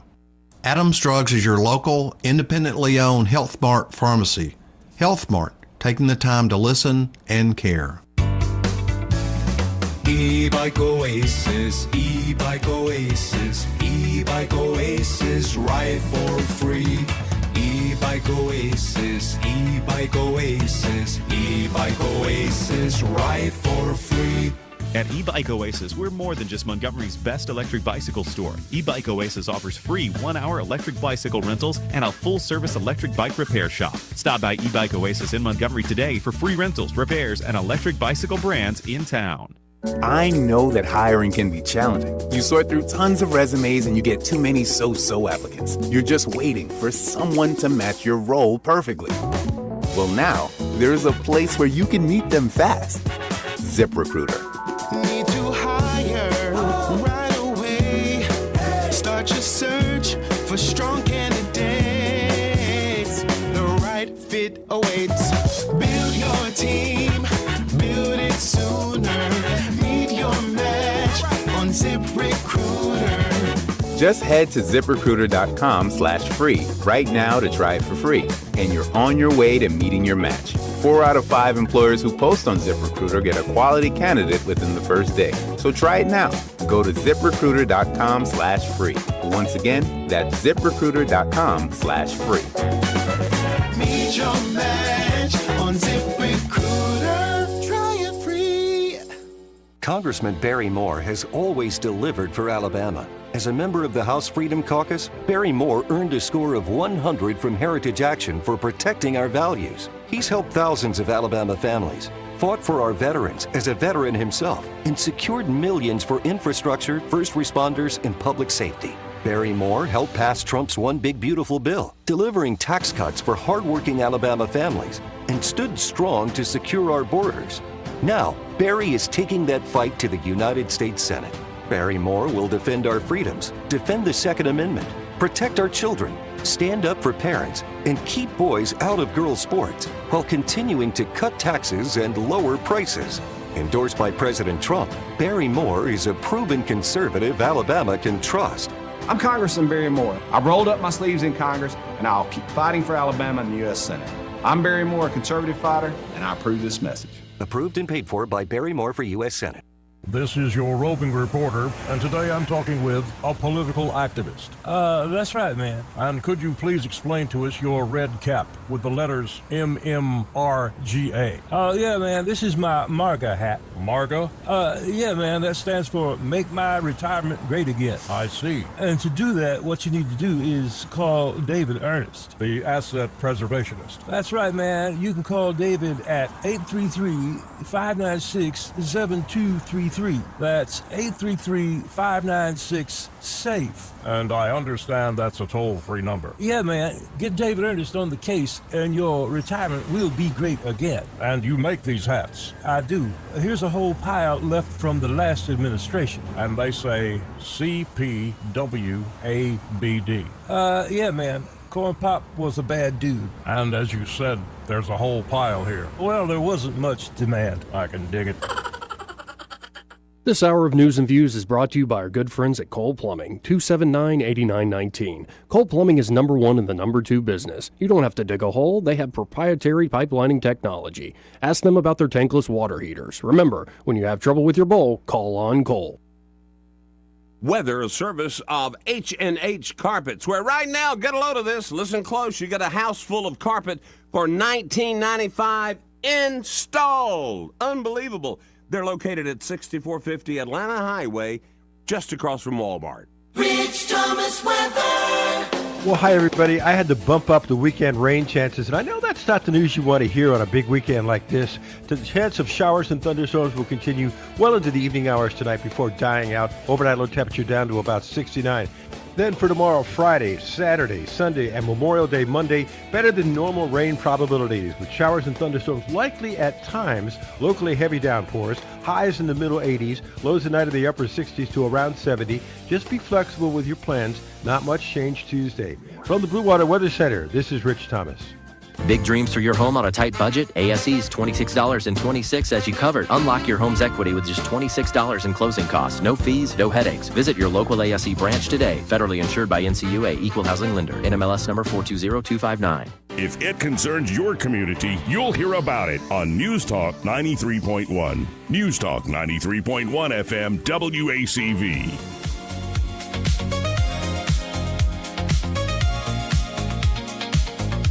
Welcome back. Feels like Friday started early. It does. Because the Bluebell guy, Kenny's here. Yes, he is. And what we've been snacking on here for research purposes is black raspberry fudge. And this is a very unique flavor. It's really good, but for some reason, and it is purple, but it tastes purple to me. Why is that? It's actually my nickname in high school. Purple? No, black raspberry fudge. Duke's on the line. Hey, Duke, how you doing? How are you? Good. Just bringing back memories. Thinking about high school, eating this ice cream. What kind of ice cream? Black raspberry fudge is delicious. Bluebell. Sounds good. It is. Yeah, it used to be my nickname in high school. Bluebell.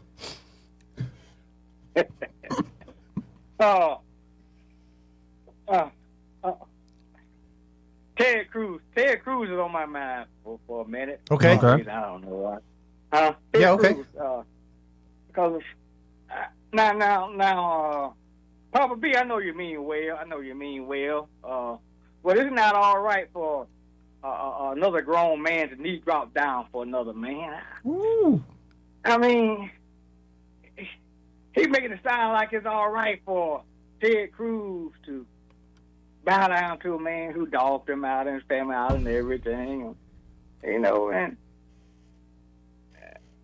I thought we were in a country where, you know, you got independent thinking, independent thoughts. You know, when it comes to your government or a government official. I mean, you're going to do a job. People send you there to do a job, and you up there taking orders. Like, I'm a do boy now. Right. Whoop a damn feet. I'm a do boy now. I do whatever you want me to do, boss man. Well, we got a lot of folks like that. And if you, in that administration, if you don't want to be his do boy, unfortunately, you ain't gonna be in that administration. That's what I'm talking ain't about. gonna do anything. But you got people like Teddy Boy Cruz, and you got Marco Rubio, you know, and all these guys that you know had their own mind at one time and made their opinion about certain individuals or certain situations. But now they just all about money. It's all about keeping your job and your profession.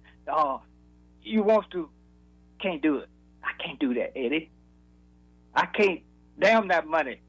I agree. Okay? But not everybody. I got to be a man. Not everybody's first. got the same price tag, man. Some people bow down and kiss the ring of the man. That's just the way it goes. You know, and there's a lot of stress on you every day, having to bow down like that right there. Yeah. See, I can't do it. See. That's why we don't work for nobody, Duke. That's why we're independent. I'd have some boss-ass bosses in the past that want you to bow down to them. Yep. You know, me and him go behind closed doors. I was look at here. You know, tell them how I feel about that right there. You've been helping me like that right there. See, but but for people to come on here and Papa B, I love you to death, Bubba. You know, you got to be a man sometimes. Sometimes you got to fight when you're a man. I think that was Kenny Rogers who said that. They picking on Massa now. Massa was a damn devoted man to Trump, but time he said no a couple of times, no hell no a couple of times here and there, you know. Oh, do you agree with everything your wife do, or your wife agree with everything you do and say, Eddie?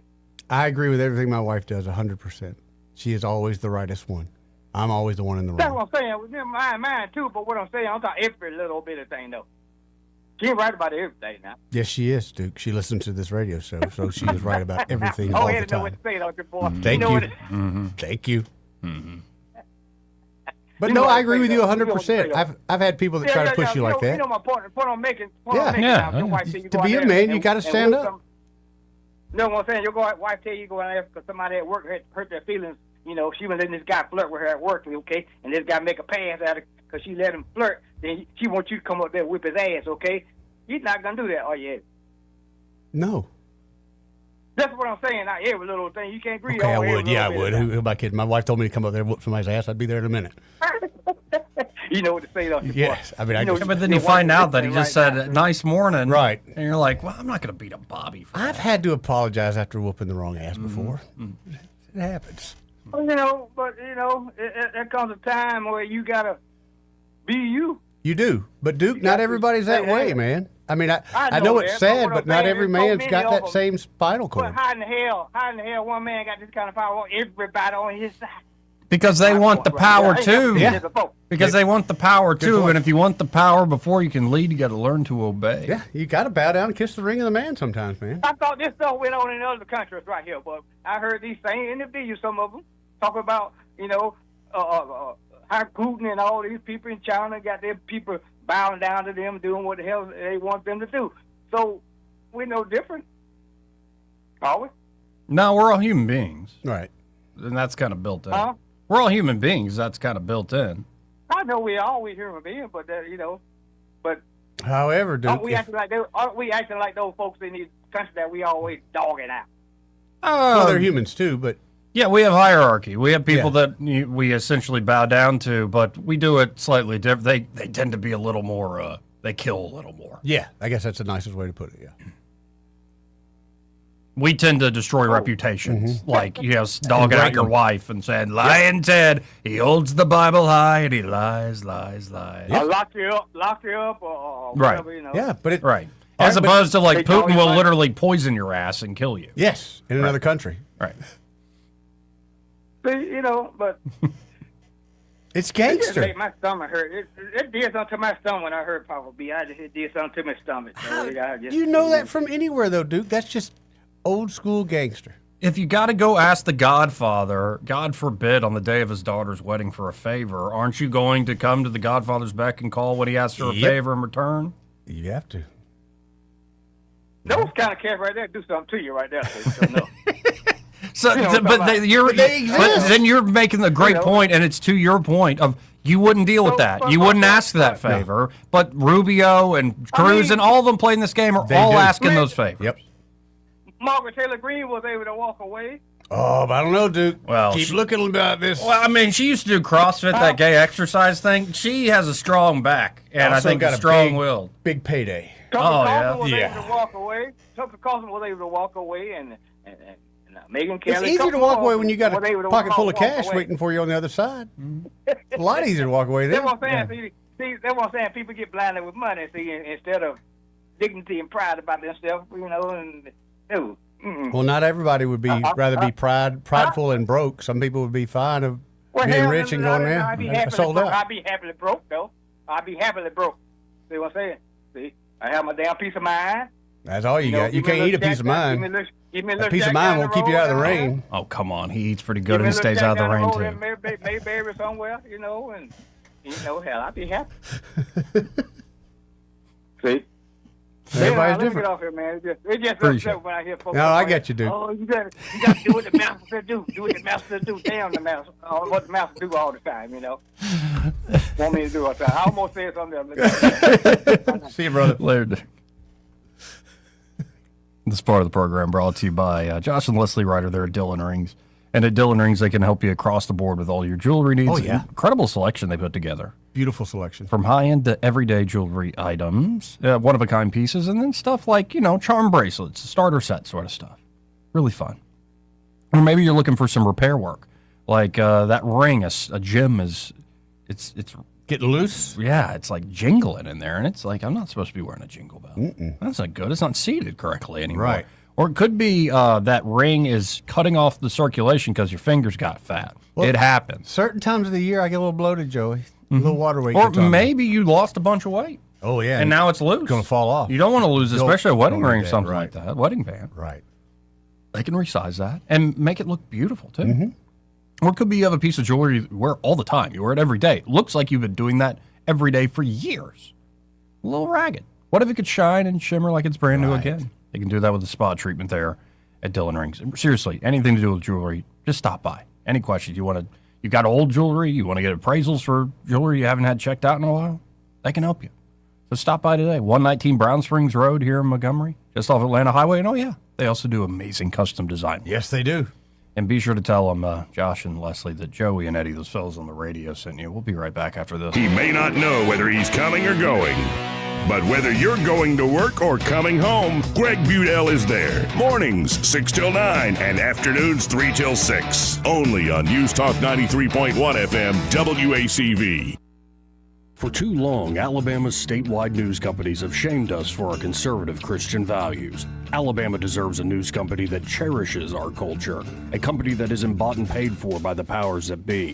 1819 News is that company. Run by Alabamians for Alabamians, 1819 News celebrates what is good and beautiful about our state, while exposing those who work against our values in secret. Just go to 1819news.com to learn more. Subscribe to our newsletter. That's 1819news.com. Hello, everyone. Robbie Pelt with Capital City Roofing. If you think about it, your home is your biggest investment in life. Your roof covers your home, so why jeopardize your biggest investment on a roofer you don't know anything about when you can deal with a reputable roofing company like Capital City Roofing? We have an A+ Better business rating and the best manufacturers and workmanship warranties available. We do all residential and commercial roofing applications that are certified through the manufacturer to ensure you get the best material and workmanship money can buy. We also have your project in our best interest before and after construction has been done. Don't hesitate to call us if you have any roofing issues or questions. We will match any of our competitors' price and give you the same great workmanship warranty. We also give free estimates. Give us a call today and let us show you the difference. 277-3311. That's 277-3311. Or you can check us out on the web at www.capitalcityroofing.com. Capital City Roofing. We capitalize the roofing industry. A new year brings new opportunities, and right now the market is starting to shift. Interest rates are beginning to come down, which means more buying power and more options for buyers who've been waiting. If you're thinking about buying a home, this could be the moment to take that next step. And whether you're buying, selling, or investing, having experience on your side matters more than ever. At Hannah and Eddie Realty Group, we're also growing our team. If you're an experienced agent ready to make a difference in this market and want to be part of a team that values knowledge, support, and results, call Hannah and Eddie Realty Group, where opportunity meets experience. This hour of News and Views is brought to you by our good friends at Cole Plumbing, 279-8919. Cole Plumbing is number one in the number two business. You don't have to dig a hole. They have proprietary pipelining technology. Ask them about their tankless water heaters. Remember, when you have trouble with your bowl, call on Cole. News and talk without the static. The River Region's most trusted voice. News Talk 93.1 FM WACV.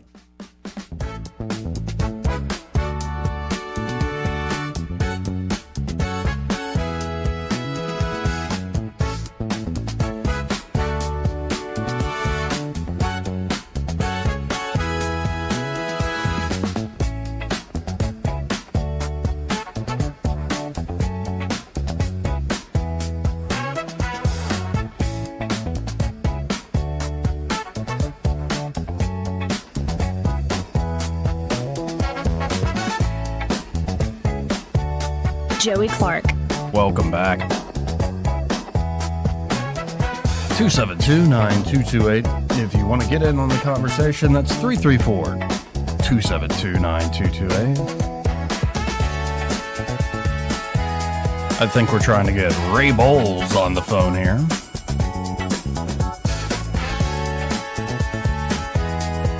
And I believe we've got him, folks. So let's go right to Ray on line one. Hey, Ray, how you doing? Man, Eddie wasn't lying. He said, hold on 2 seconds, and boom. I fell behind when I was supposed to call you, Ray. I lost track of time. Well, I just looked down. I thought, it's 2:54. I wonder if they forgot about me. And I said, oh, my radio's off. I don't even know. I'm not even listening. What? Yeah, my bad. I've been at the dentist. Oh, Mark, dude. I went to see Dr. Walker. It all went good. They, Really? like always, they say, yeah, your teeth look good. Yeah. No cavities? One of her daughters are fixing. No cavities. I'm surprised I didn't need a crown because you mentioned that one of her girls would get married. I thought, uh-oh. Here we go. Yep. Nope, everything was good. They fussed at me for not flossing enough. Of course. They got to have something to say. Ray, Yeah. you're paying them money. That's right. They can't tell you had a perfect report. You've got to pay for your sins there, buddy. So that's how that You goes. know what? If I'm a dentist, I would probably advertise that I'm only going to tell you the good stuff. It's not the worst idea. If you pay me this amount of money. That could be a winning point. That could be a package. You mean like Chat GPT dentistry? Yeah, it could be like the good news package. The new dentist in town, sycophants. Uh-huh. Yeah. Talk about Chat GPT. You know, our greatest enemy used to be that stupid thing where everybody, like when they're building a house, you put all the pictures in. Oh, yeah. What was that app? But now everybody comes in with Chat GPT and say, "Can you do this?" Can you do this? Yeah. I'm like, "No, we can't. I can't do that. No." Can you make my little 900 square foot house into a 4,000 square foot house with luxury carpeting? No. Yeah. And we'll be honest with you about what we can and cannot do. A lot of stuff that Chat GPT comes up with, you can't do. It is what it is. We will be totally honest with you when it comes to showers, what we can and cannot do. So, Ray, Floors, most of them we can't. If I want my yard to be artificial grass, would you be honest with me, or would you sell me the artificial grass? I will sell it to you all day long.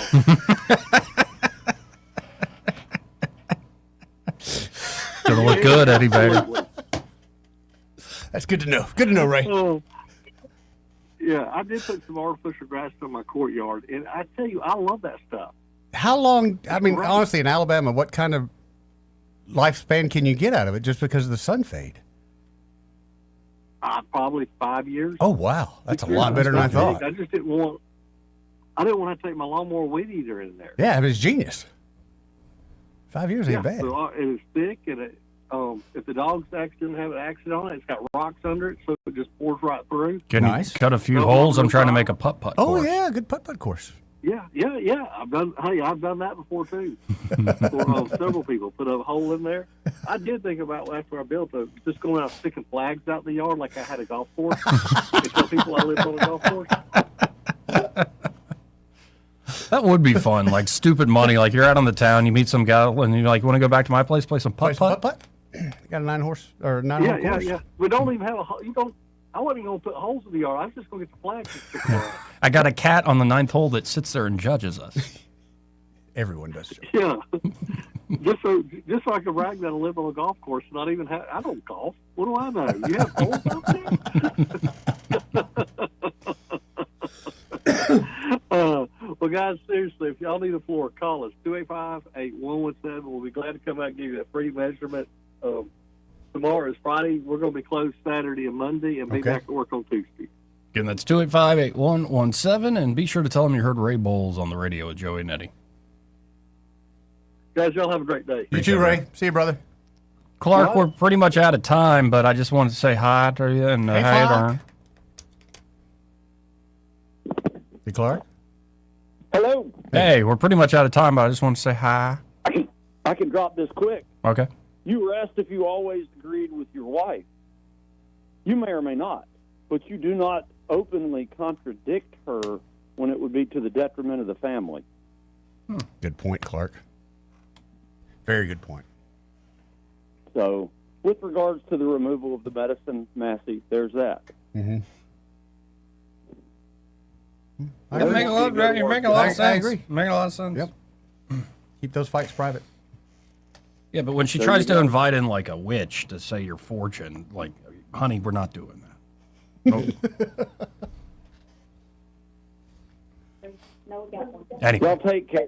Take care, Clark. Yeah, seriously. And that is such a broad thing. Like all the Ouija board, tarot card crap. How many men do that? You ever gone and got your fortune read? Yeah. Oh my God, you're How'd it ruining work my out? point. It's a long-ass, lame-ass story. Okay. I'll be here tomorrow. I really want to hear it. I'm writing it down. Because I was just saying that a lot of this tarot woo stuff's kind of feminine. Well, yeah, that, but a legitimate psychic is for real, and they don't take money for what they do. Oh, we are going to get into Oh, this there's a tomorrow, reason buddy. for that. Yeah. There's a reason for that, because they take your soul. Broadcasting from the Riverside Chevrolet Master Control Center, this is WACV Cusana, News Talk 93.1 FM. When it's Chevy, it's Riverside. With SRN News, I'm Bob Agnew in Washington. President Trump says concern for the people of Cuba, those living there now, as well as Cuban dissidents and Americans,